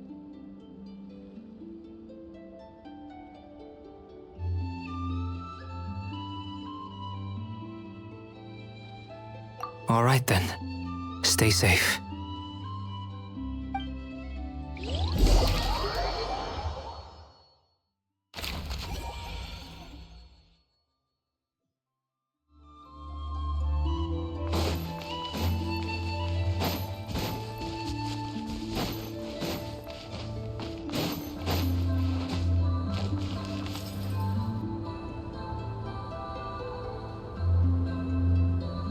Miss Lauma, is everyone here? Yes. The fate of my flock is in your hands, Grand Master Varka. Please keep them safe. My lady, what are you saying? Within the next 24 hours, we will face the biggest crisis the world has ever seen. This is not a burden that we deserve to bear, but I believe that we reap what we sow in this life. So I intend to act. I must do what I think is right. For me, that means fighting for the future of Nodcry. This gentleman is the Grand Master of the Knights of Favonius, Varka, Knight of Boreas. In my absence, please follow his lead. Hey, everyone. Guess I should introduce myself. Well, to start with, I know my way around a battlefield. Biggest strengths are honesty and hard-workingness. Anyway, point is, I don't intend to let Lauma down. I'm gonna do everything in my power to keep every last one of you safe and sound.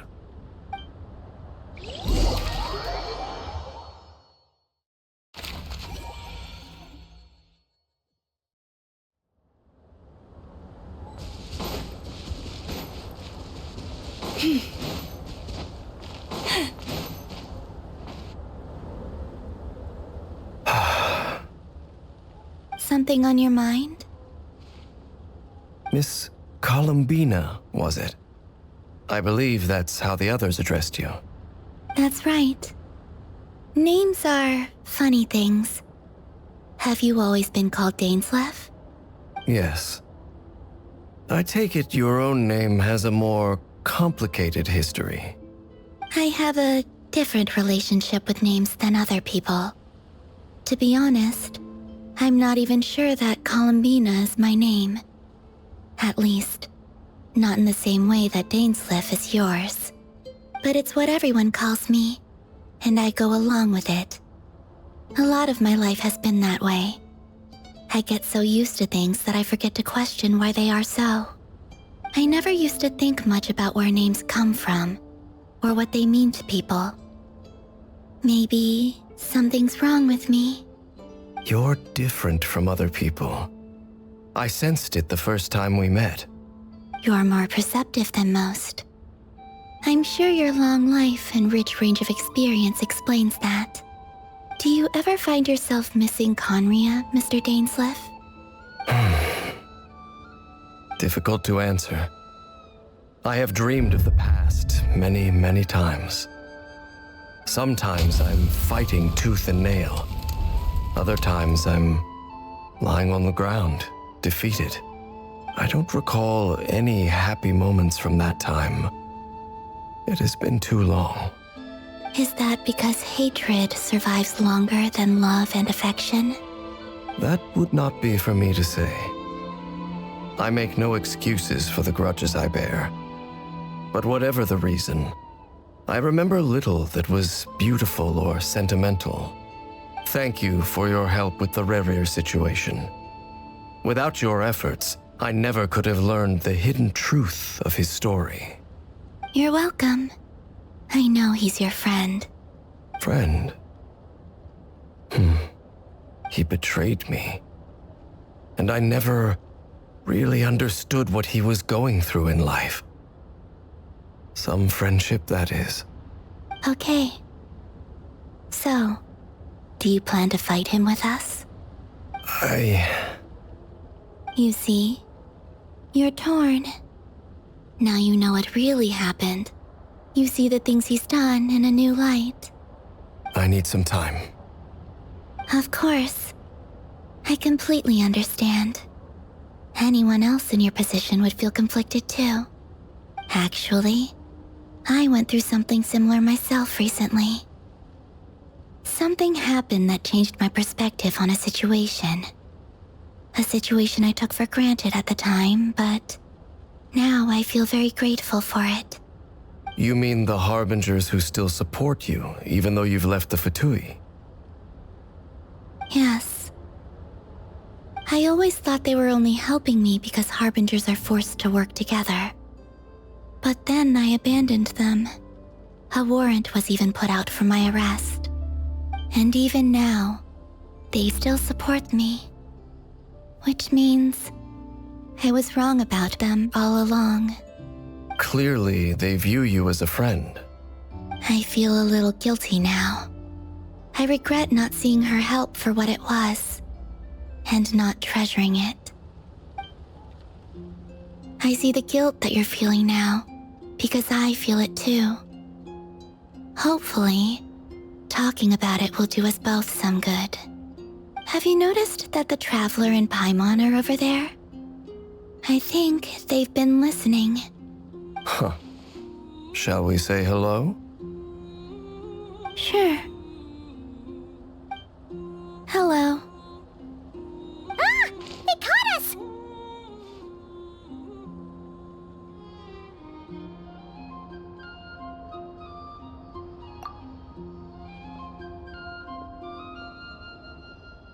I apologize for making you worry. No doubt you wish to know where I stand on the plan to take down the Recher of Solnari. I'm afraid I need a little time, but I will seriously consider joining you. You will? Oh, thank you so much! Everyone will be so grateful to hear that! They needn't be. This was something that I was going to have to face up to eventually. That doesn't matter to them. They're grateful to you regardless. You can't control their gratitude, so just accept it. And then, have a think about whether you're willing to join us.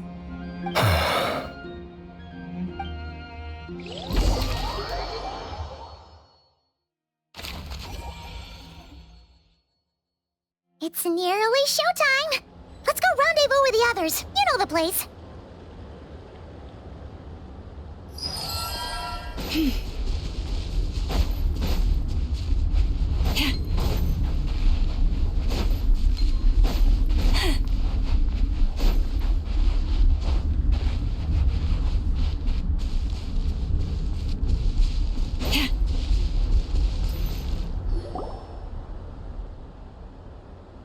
Ah, you're earlier than I expected. Hey, Flint's! Been waiting here long? Not too long. I came a little early so I'd have some time to think. Are you nervous about the battle? Quite the opposite. I'm reminiscing on my past battles. When I was awakened by the Ratniki, I had not touched a weapon in many years. I felt like the battlefield was not where I belonged. But after waging war against the Wild Hunt for so long, I came to realize something. A life of absolute peace is simply not a possibility for me. My restless flame indicates that somewhere inside of me, there is a deep yearning to root out the evil in this world. Oh, that doesn't sound like such a bad thing.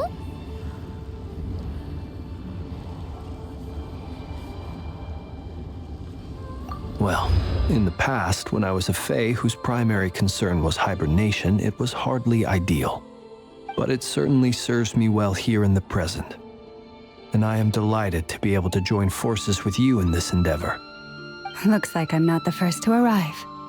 Ah, Miss Lauma. Did you sleep okay last night? I struggled to settle down at first, because of the nerves. But don't worry. I got enough sleep in the end. I'll be just fine. Please, I'm just doing my part. Never! Over here!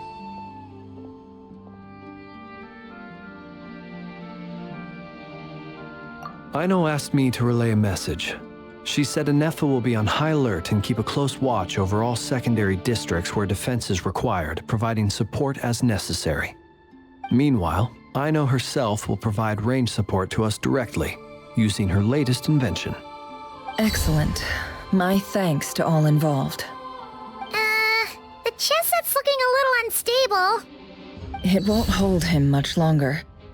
We should be prepared to engage at a moment's notice. No sense sitting around waiting. Let's make the first move while we still have the option. I agree. Paimon, find a safe hiding place. Got it! Be careful, Traveler! I will.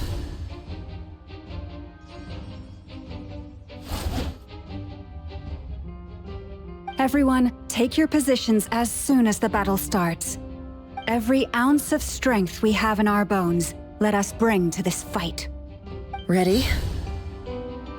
Let's go. I've seen all your futile ploys before.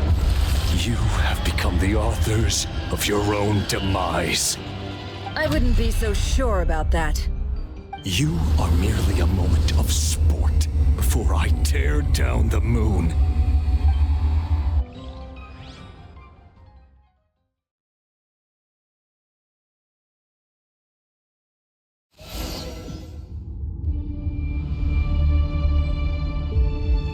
Stay on your toes. Yep, you too. Me. Move. Water jet. Can't hide the truth. Forest, protect. The moonlight betrays you. Let me help you guys. Eat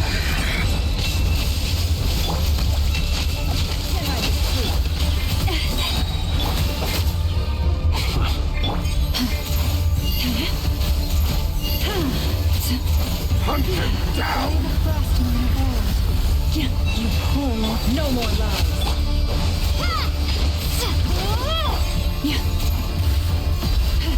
Stay your hand. Futile. Be silent. Close your eyes. Are you quite finished? Be silent. To dust. The mystery unravels. Move. Hunt him down. Observed. Be silent. Can't hide the truth.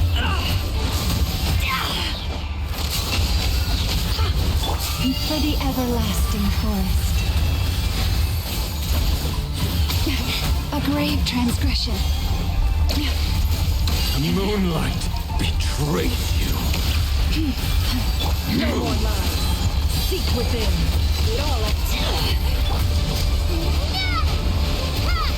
The moonlight betrays you. No more lies.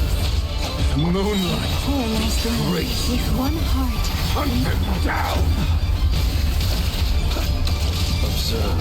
Close your eyes. To dust. Observe. You fear the dark. It began with the moon, and so shall it end. The moon will protect you. Move.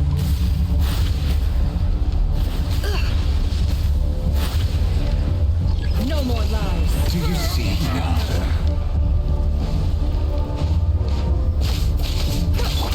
Water jet. Here. When will it be as you foretold?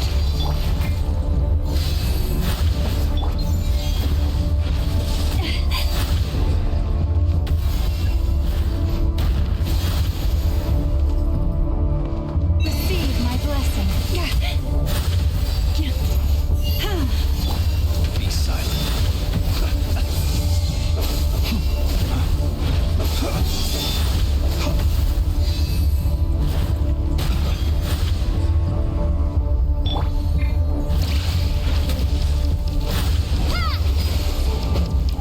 Your foul spirit is not welcome here.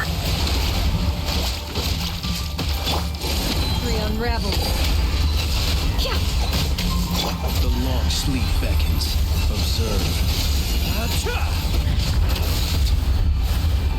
Stay your hand.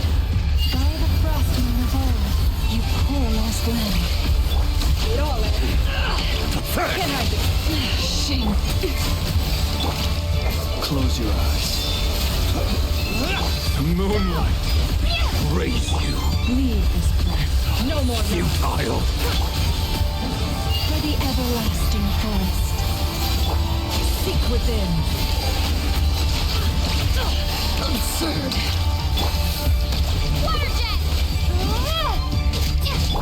You poor lost. Silent. Can't hide it.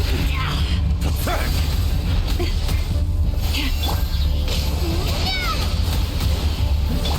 Leave this place with one heart. Moonlight. Are you quite finished? Futile. The deception ends here. Hunt him down.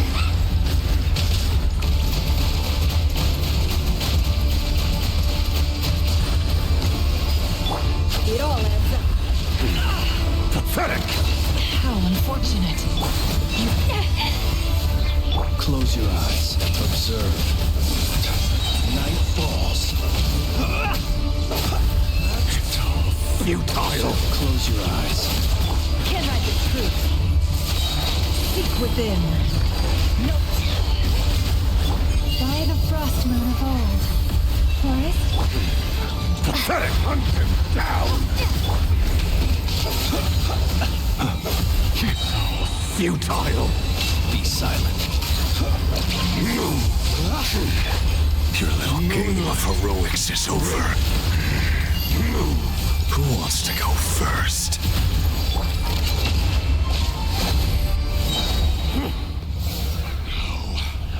Get out of my sight! No! We've been separated. You okay? Never! Where are the others? Stuck outside the barrier. I guess he really doesn't like us. I told you before, knowing too much is always a death sentence. Be careful what you wish for.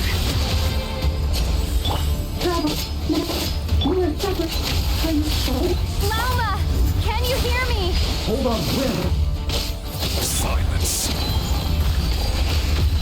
Voices are gone. But at least I know they're still there. I need to focus.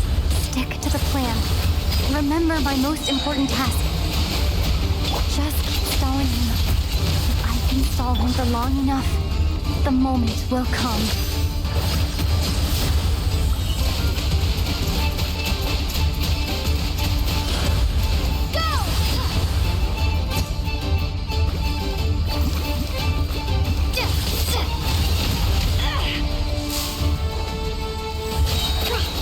The deception ends here. Water jet! Bombs away! It all adds up.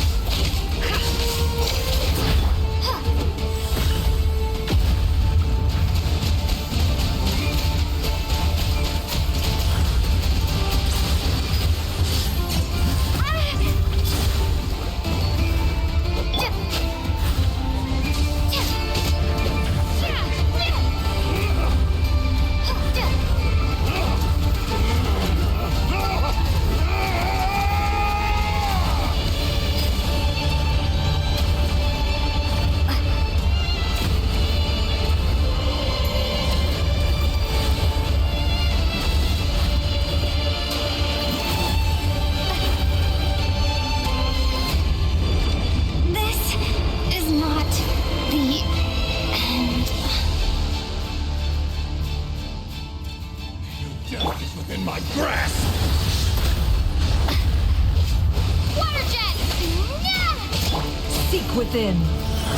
Can't hide the truth. Destroyed! And reborn! Go!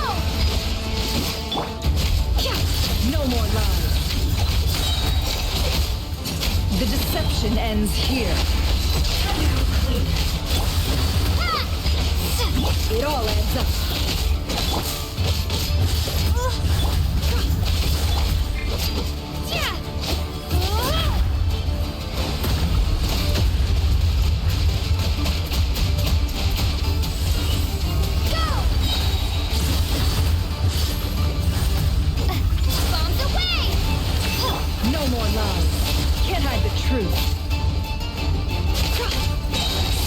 within. It all falls into place. It all ends up.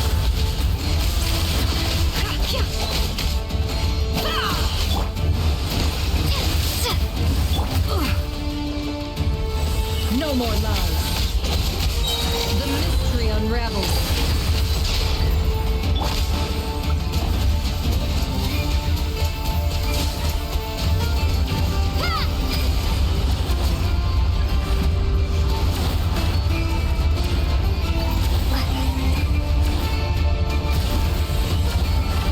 I've got this.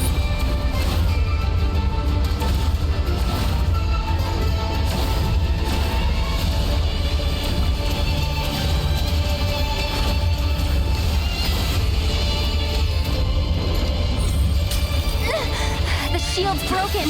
I can't keep this up. Don't push your luck. Can't hide the truth.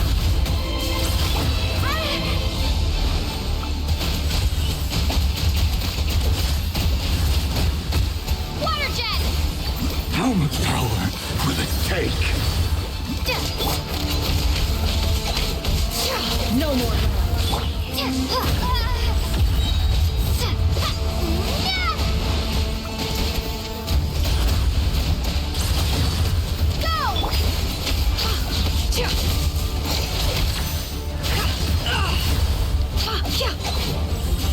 Can't hide the truth. Seek within. Go! No more lies. Destroyed and reborn.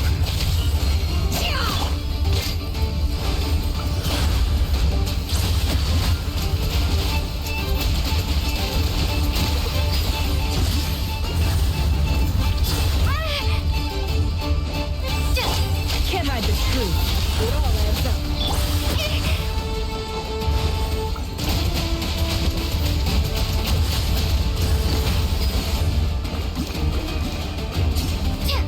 No more lies.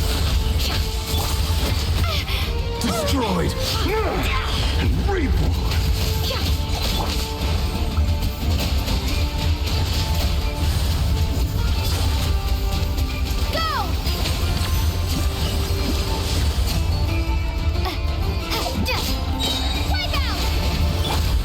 The mystery unravels. Can't hide the truth. No more lies.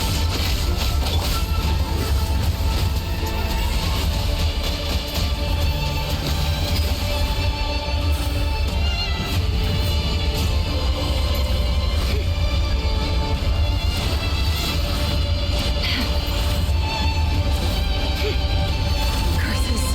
There's no other way.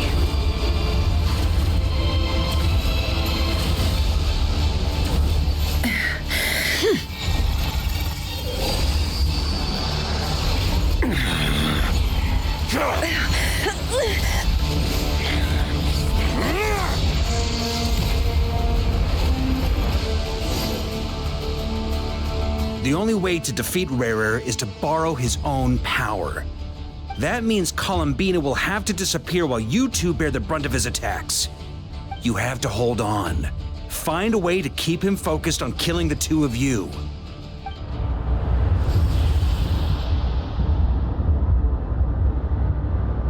Never! Your eyes are bleeding. Soon you will be powerless to resist.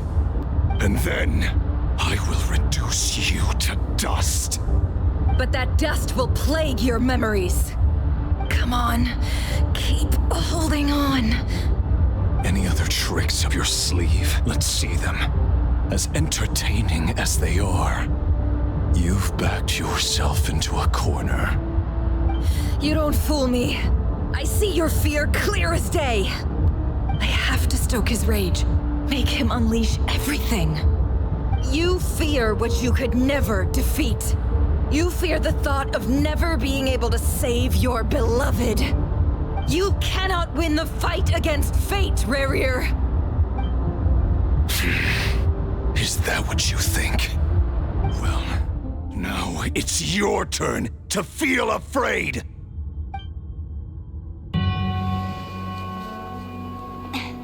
You fear the sound of your own name? Is it us you hate? Or is it what you've become? Let's see what becomes of you!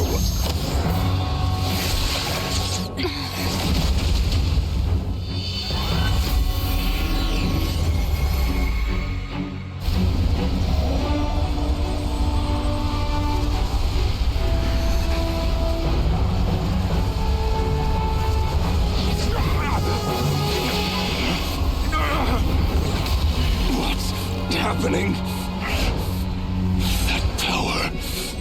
I've seen it before.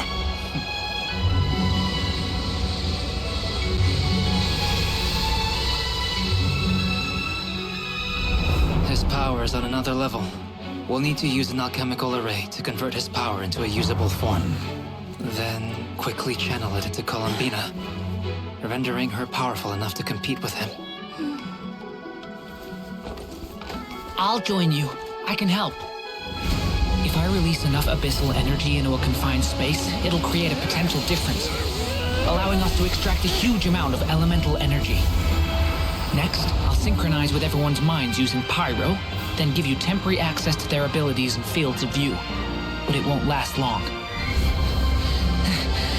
Can you see? Well enough. So, we have a student of Gold Rhine-Daughter in our midst. How about that?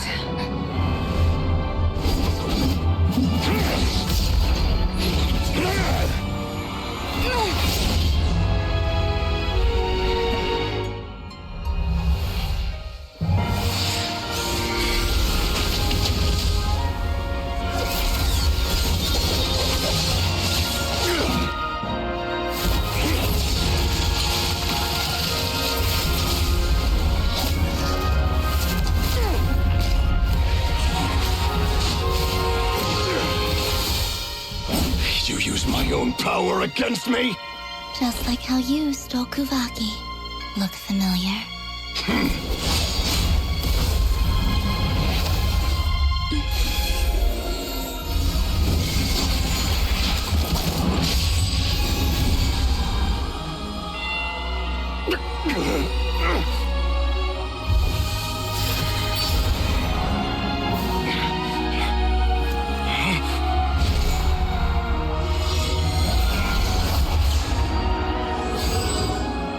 Don't you realize?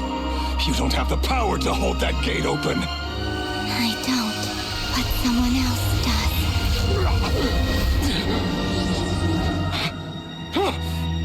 Goodbye, Rerir.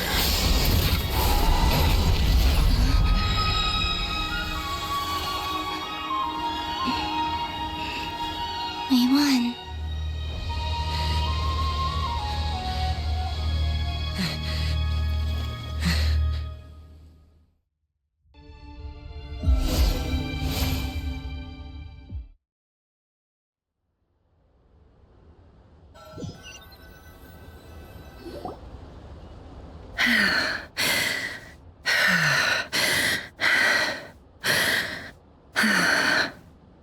Nefer, how are your eyes? They're fine. Apart from the blindness, of course. It's not too late. Let me handle it.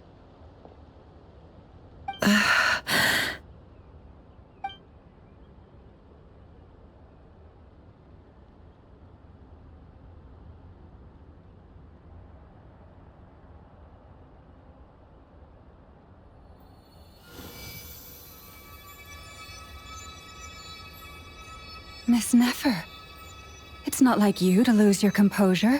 That was the most reckless thing I've ever seen you do. Reckless how? The situation was critical. Our lives were at stake. We had to do something. Even so. Okay. I guess you're right. Under the circumstances, it was a wise decision. You traded your eyes for an incredible victory. In business terms, I suppose that's a huge return on investment. I'd be hard-pressed to argue otherwise. Still, I don't like this outcome, and I don't want you to lose your sight for good. People suffer when they make sacrifices they shouldn't have to make, whether that means faith, strength, or in this case, your ability to even see. I had hoped you could win without sacrificing so much as a single hair on your head. Thank you. Really. All done. Don't try and open your eyes just yet. We'll see how you're doing in a couple of days. Until then, please follow your recovery plan to the letter. I'll send full details through Yehoda. For now, just get yourself home, relax, and rest. My dear friends, we have fought bravely and achieved a spectacular victory. A dark cloud has been lifted from the skies of Nodcry. All in this land will be grateful for what you have done. The moon will remember this day. Thank you both.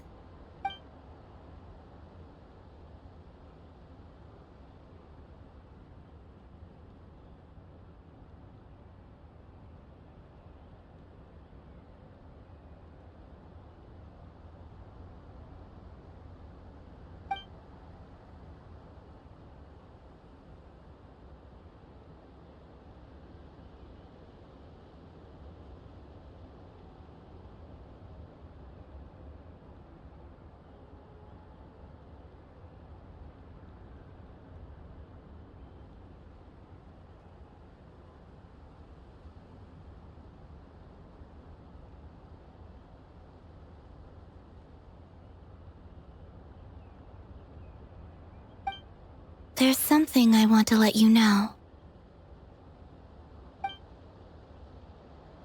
What is it? When Durin connected everyone's minds so I could access their powers, I also felt everything they felt. And since Nefer's eyes were injured, my eyes are hurting now too.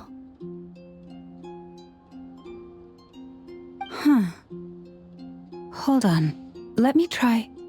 I only feel the pain. There's no actual damage.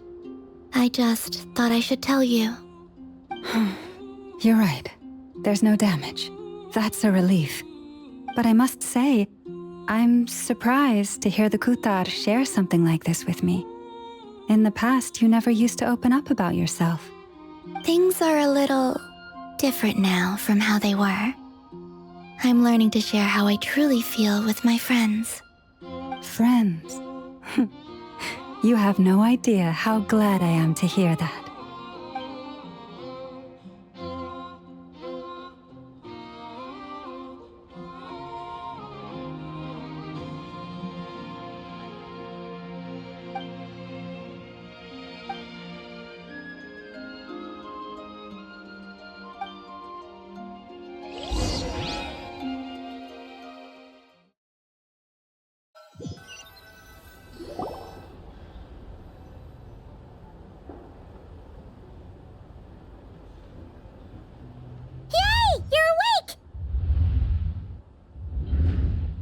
How are you feeling? Any aches and pains? Did you sleep well? I'm doing all right, Paimon. No need to worry about me. Phew! Well, that's good. Paimon's been sitting on the edge of the bed worrying about you for ages. You slept a whole day and night. Poor Paimon had to eat all by her lonesome. Glad to hear you didn't starve. How was the food? Well, it wasn't the same without you there to share it. Honestly, Paimon just can't relax when you're not your usual self. She couldn't enjoy the food and settle down to sleep. Well, I'm back to normal now. Oh yeah, and Albedo swung by earlier. He said to tell you to head to the tavern when you woke up. Varker and the others are organizing a victory feast and they want to celebrate with you. He also dropped off some medical supplies, but you seem fit as a fiddle, so guess you won't be needing those. If you're feeling up to it, let's head over now. Wouldn't want to keep them waiting.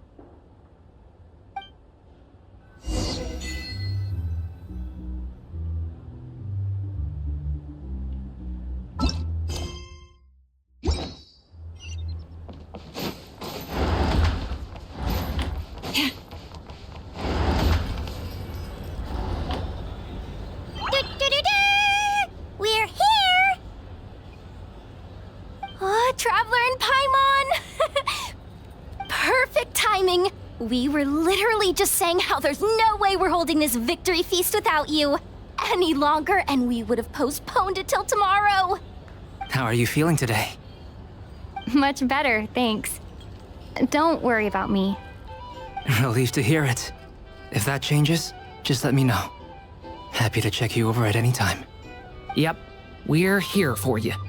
Anything you need, just let us know. Oh wait, where's Nefer? How are her eyes doing? Nefer's right over there. I'm sure she'd love to catch up with you.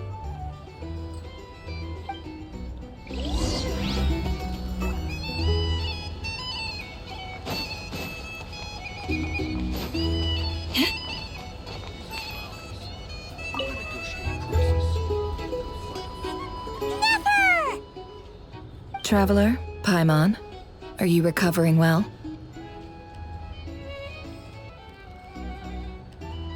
Turns out that moon chanter has some real talent after all.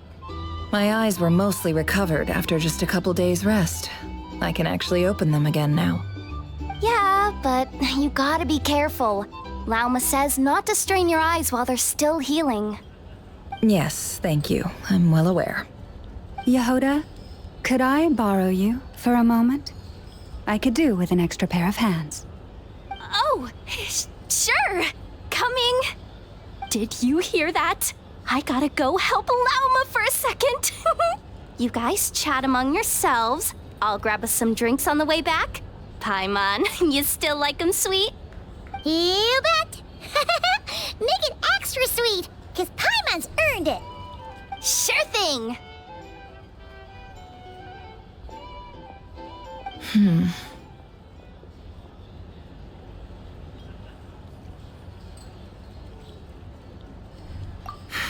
The Raker of Solnari. Kind of a snake, don't you think? No, definitely a snake. A poisonous one who spewed his venomous hatred everywhere. Anyone who seeks revenge out of hatred for other people has become a snake. That's something my dad used to say. Perhaps. I'm sure it sounds like a very wise and open-hearted perspective to your ears. But me? I think hatred is a perfectly justifiable emotion. What else is left when everything you depended on in life gets stripped away? Something's gotta fuel that drive to keep on living. If you're worried about me, you can nip that in the bud. I'm not someone who gets stuck in the past. It's just... I suddenly feel like I was wrong to call my father a liar. He was just a fool. That's why the Academia turned their back on him, and why the other tribes ganged up on him. Oh, Father. How much better things could have been if you were a skilled liar. Look at the Ibis King. Thoth is a fiendishly cunning liar. And yet, strangely, he feels more like a father to me than my real dad ever was. He's never brought it up, but I'd bet he feels the same way. Why else would he give me the power to perceive the truth, while at the same time training me in the art of deception? Well, King Deshret banished him to Aru, which is essentially a prison, and posed 3 questions to him. He promised that he'd have his freedom if he could find the answers. His response was to take on a physical form and approach me, hoping that I could become his envoy and search for one of the answers on his behalf. Did he really think I'd fall for that? He's stuck there. He can't make me return what he gave to me. So that's enough for you to decide he's nice, is it? He's a prisoner, and he was scared. So he decided to perform some good deeds to win people's approval. He lives in fear because he's a deceiver. How is Rerir any different? You can't work as a spy your whole life and expect a happy ending. It's preposterous. Yet I can't say I don't understand it. Liars live in the darkness of their own making. But it's still human nature to want to go on living. They say that a liar's soul is the most worthless thing in the world. What do you think? Good. If you understand that, it means you're smart, and you see things objectively. If you ask me, the soul of a liar really is worth nothing, because all they care about is themselves. For example, when something good falls into my lap, I don't go sharing the news around. Stops other people trying to steal it from me.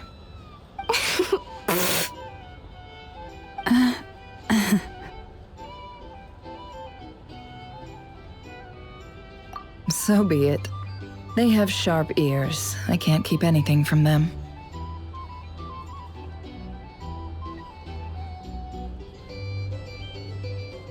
Oh, is that what it looks like? Well, you all know my past now, and I can't simply eliminate everyone who knows too much. So I guess I just have to put up with you. For the foreseeable future, at least. When you find yourself in a situation you can't control, the safest play is to keep calm and start monitoring everyone involved like a hawk. In the intelligence world, you need to have a sense of perspective and play your hand accordingly. If you understand what's at stake, please ensure my secret is safe with you. I trust you'll respect my wishes as a friend. But don't forget, I will also be watching you like a hawk. Very good. Oh wait! Now that the panic's over and we've all calmed down, Paimon suddenly remembered something. After all that build-up, our mystery ally never showed up even once!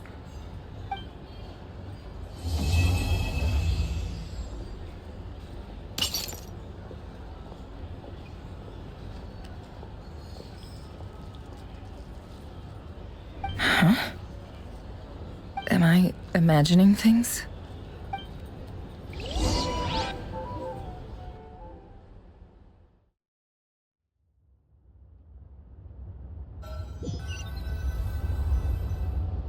So, that close colleague who stayed behind with you?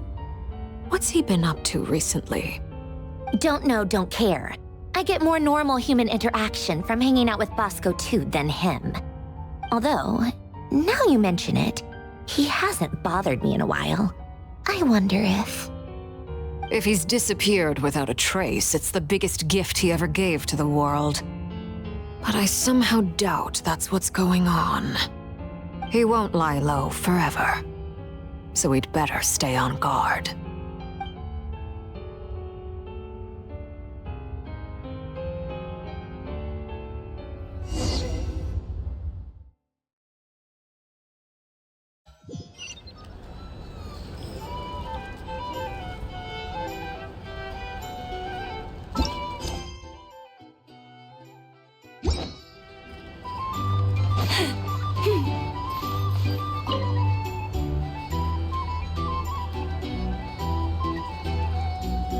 Ah, Lord Sangama Bay. How lovely to see you. I must thank you for the device you provided. It was an enormous help. Would I be right in thinking that it was developed by the Academia? Why come and ask me when you clearly know already? I mostly came to thank you. That's more like it. A little gratitude goes a long way with Lord Sangama Bay. Play your cards right, and you might even stand a chance of becoming my long-term supplier. The chance to work with such a kind and charitable investor as yourself would be a great honor for the Curatorium. Huh? Charitable? Who said anything about charity? First time hearing about it. Let's see. The first plot of land you purchased in Nodcry, your desert interests, and... Stop! What do you think you're doing? Exposing my investment history! It's nothing to hide from. They're all perfectly legitimate investments. And some of the land you purchased was with the intent of building a sanctuary? Yes, I heard about that too. How did you... You're a curious case, Lord Sangamabe. You don't like people finding out about your good deeds, do you? But I'm afraid no matter how hard you try to keep things under wraps, where there's a will, there's a way. You did it for Sumeru, didn't you? It was empty land that was gonna go to waste otherwise. I figured if I built something there, it might at least get some use in an emergency. Disasters are capricious things. They strike without any warning. I've lost family to a disaster before, and I don't want to lose any friends or business partners if I can help it. My elder sister used to dream of finding a sanctuary. Somewhere with plenty of food, water, and medicine. Where everyone could live happy lives. It was something I looked into, but after discussing things with the Dendro Archon, I decided on a more effective strategy. The tech people handled the tech, and Moneybags provided the Mora. It just made the most sense. It's a pity that so few people know the truth about you. Everyone says that you view everything in terms of Mora, and all you care about is growing your own wealth. So, what's the problem with that? Everyone wants to be rich. It's human nature. So yes, I love Mora, and it's nothing to be ashamed of. But surely you have dreams of your own beyond just making Mora. You don't get it, do you? My dream is to invest in other people's dreams. And, make a nice little slice for myself along the way. Just thinking about it makes me happy. That sweet, sweet sound of Mora. Thank you. For the device? And the pendant. Oh, that. I was just returning a favor. Don't worry about it. Seems like we've both been away from home for a very long time. Yeah. So long that I barely remember what my family even looked like. That would be your mother, father, and sister? Yeah, though it's been years since my sister passed away. It's not like I want to forget them, obviously, but memory can be even more ruthless than the most calculating business person. Beyond a certain point, if something isn't helping you, it just gets rid of it. My sister can't help me now. Slowly but surely, her face is fading from my mind's eye. It's become a vague impression. Not everything will fade. When loved ones pass away, the beautiful memories are the ones that last the longest. Yeah, that's true. If you ask me, that's the one silver lining in all of it. Well, that, plus, I'm sure that life is much better now than it was back then. Oh, absolutely. I have tons of Mora, a big beautiful house, business is booming, and I'm as happy as can be. You've got a lot going for you too. Boss of the Curatorium of Secrets? I'm sure there's plenty of Mora to be made in that line of work. I appreciate the vote of confidence.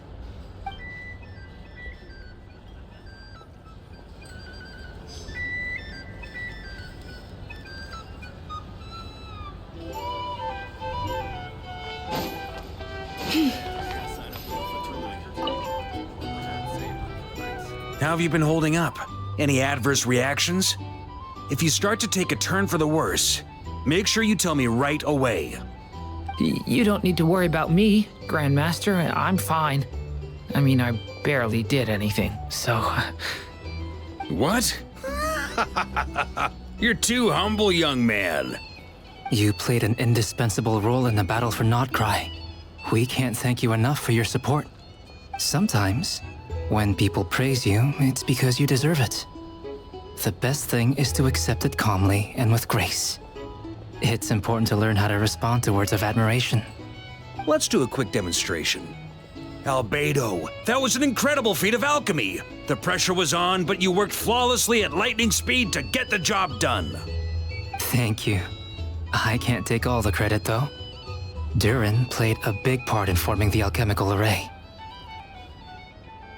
See? Did you catch that?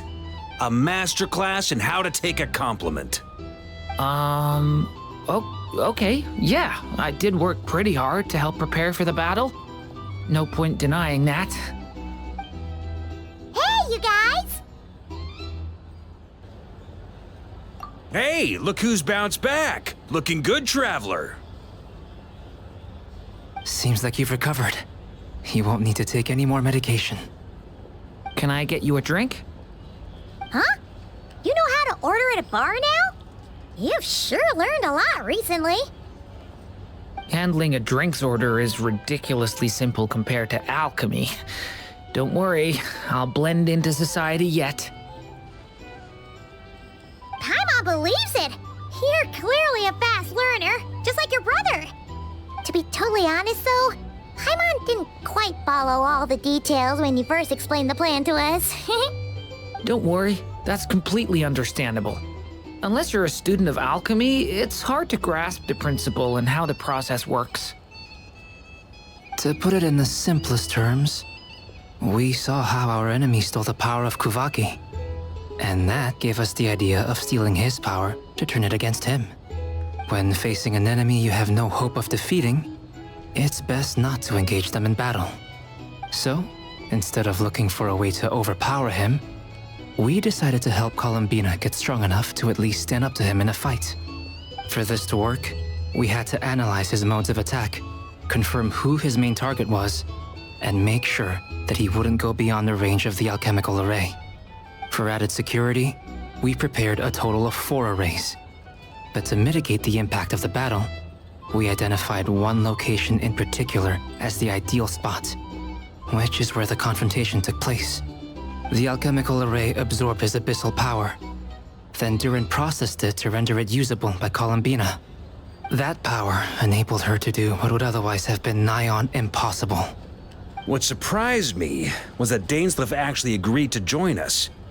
Given his history with Rerir, he had every right to sit this one out. But we're extremely grateful for the decision he made. It must have been a painful choice to make. But I'm sure that making a decision was far better for him than staying in limbo. Absolutely. He was torn between 2 paths, but in the end, he made his choice and stuck to it resolutely. He doesn't strike me as the sort of person who'd stay trapped in limbo for long. Anyway, however you cut it, everyone gave a stellar performance. And now, it's time to kick back and celebrate.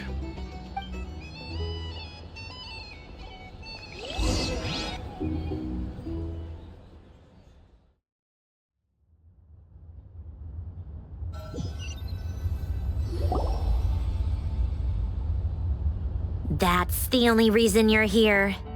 Yes. I've thought a lot about it. And I've realized that you, me, and Arlecchino should be friends. I think this is very important. So I felt I had to come and tell you. Well, this is a new one. I'm so moved. I can't even hold my teacup. If that's all, you can leave now. Do you not want to be friends with me? Or is it that you prefer being co-workers? What is this, Columbina? Are you deliberately testing my patience threshold? Right now, my politeness module is active. But if you say another word, I swear I'll shut it down. If your politeness module was active, wouldn't you say the word please at some point? Polonia, please see Lady Columbina to the door. Will you still invite me to your next tea party? What? Yes, I think you will. Bye-bye, dear Sandrone.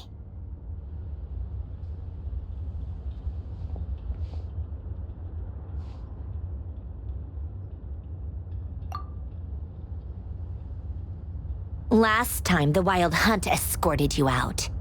Would you rather I handled it myself this time? We just wanted to, see how you were doing now that it's all over. Why? Out of concern for my safety? I hope you didn't seriously think that the Rayhir of Solnari would be able to lay so much as a finger upon me, given how prepared I was. Mostly because you kind of helped us out, so we just wanted to check you were okay. Looks like all your robots are fixed, huh? Oh, don't you worry about that. Tea time is already a write-off. The visitor before you managed to kill my appetite. If you're in the mood for tea, go ahead and help yourself. Otherwise, it's going to waste. My coasters are still missing in action, though. Use this notebook instead. Whoa! Pretty hefty notebook. Look at all those calculations. You can ignore those. They're just dumb scribblings. I doodle and write in my free time. Sometimes I remember the distant dreamlike past. Sometimes I imagine the far-flung future. And other times, I grit my teeth and note down all the crazy nonsense going on in the present. Some people do the crosswords in the newspaper. This is my equivalent of that. Trying to predict the future is like daydreaming, and writing about the present just makes me furious.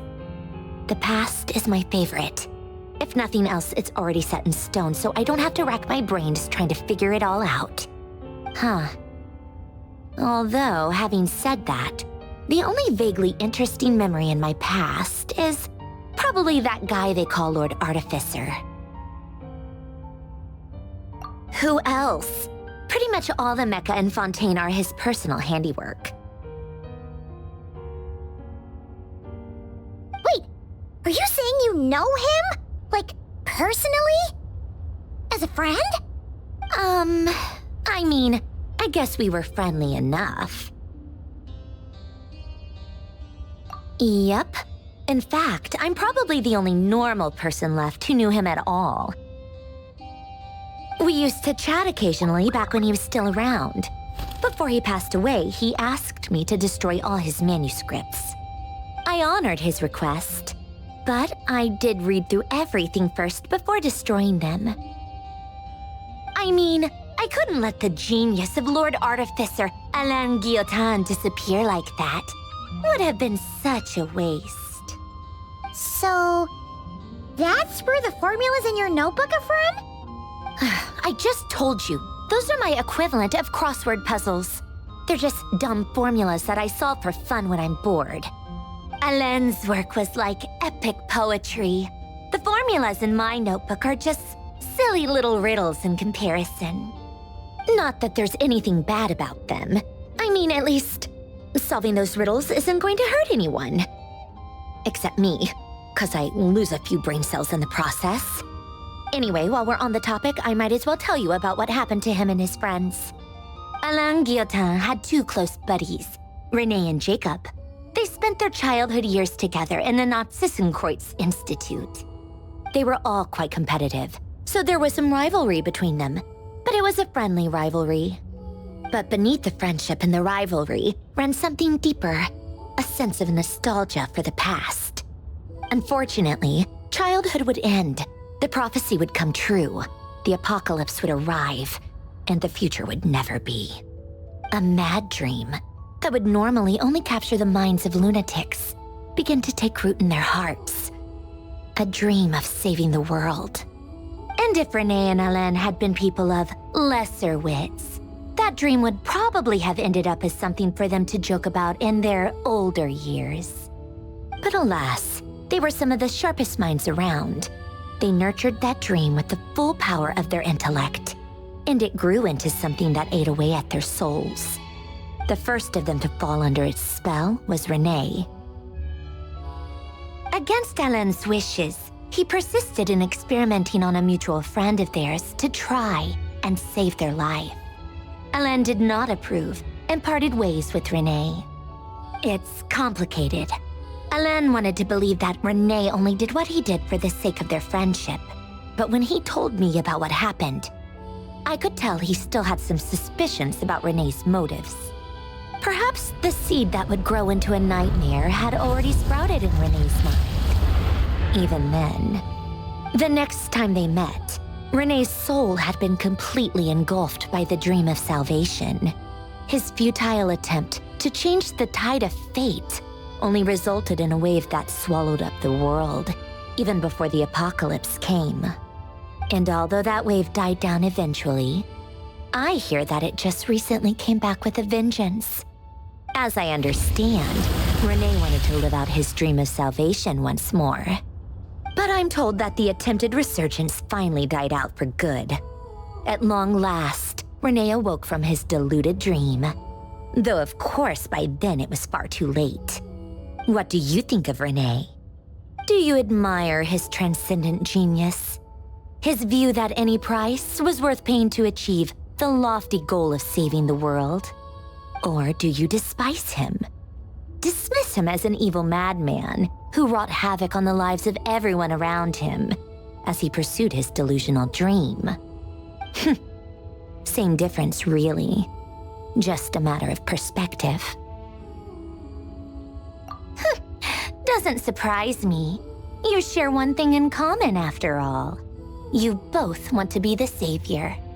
The only difference is, your dream came true, and his, well, he wasn't the one who made it come true. I don't like fanatics who give up their whole lives for their ideology. Nor do I like fools who let their delusions take control.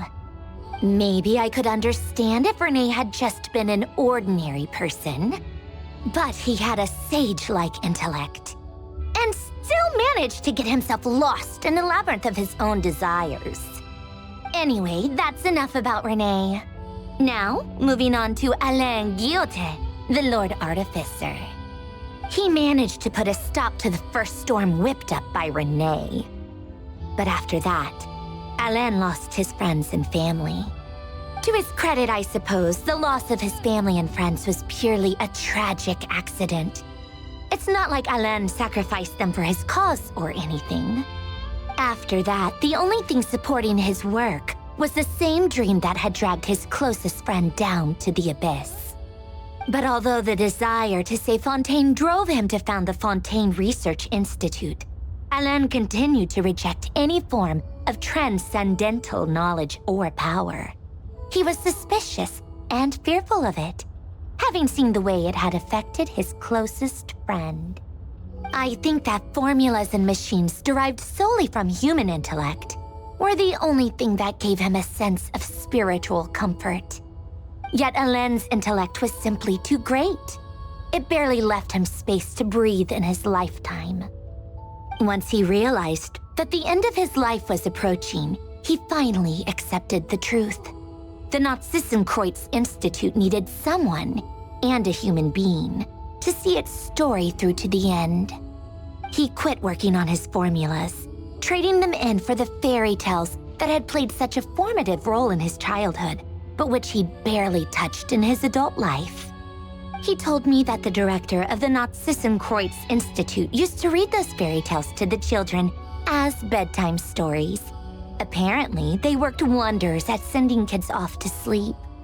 I think that all he wanted at that time in his life was to be able to sleep deeply without being plagued by depression. By that point, nothing else really mattered. At the very end, he laid down to rest in the ruins of the former Nazissenkreuz Institute orphanage, while the Fontaine Research Institute he had founded continued tirelessly with its work. Many years after that, tensions over competing dreams would once again cause a rift, this time between members of the Fontaine Research Institute. But the actions of those fools had nothing at all to do with Alain. And that is the story of two people from the Nazissenkreuz Institute who both wanted to save the world. One went all in on his fantasy of salvation without ever looking back, and ended up calmly sinking to the bottom of the deepest sea. The other sought desperately to burn bright in his life, even though he wasn't sure where he was going. I do sometimes wonder, why is it that people like them have such grand hopes of saving the world? Even the grandest tree starts as a tiny seed. So perhaps, for each of them, their mission to save the world began with a very simple desire: to save themselves. They were young children with friends and family who mattered to them, desires to explore the meaning of life, ambitions to have a successful career. They didn't want to see all of that taken away in one fell swoop. Or maybe they just wanted to find something to anchor themselves within the chaos, to stop them getting quietly swept away by the storms of life. But instead, the search for their own salvation took them down the rocky road laid out by fate. Do you think the desire to save oneself is enough of a justification to try and save the world? you said that sounded just like Alain. I asked him the same question back when he was in his prime, putting all of his energy into his work. He gave the exact same answer as you did. No elaboration, just a quick short answer before getting right back to his work. He was always that way. All right, tea time's over. I owe Arlecchino a favor for telling me these stories. I'll have to bring a whole sack of gifts the next time I visit the House of the Hearth. I'm gonna go tinker with Polonia now. You guys can do whatever you want, as long as it doesn't involve interrupting me. Polonia, exit hibernation mode. Begin diagnostics.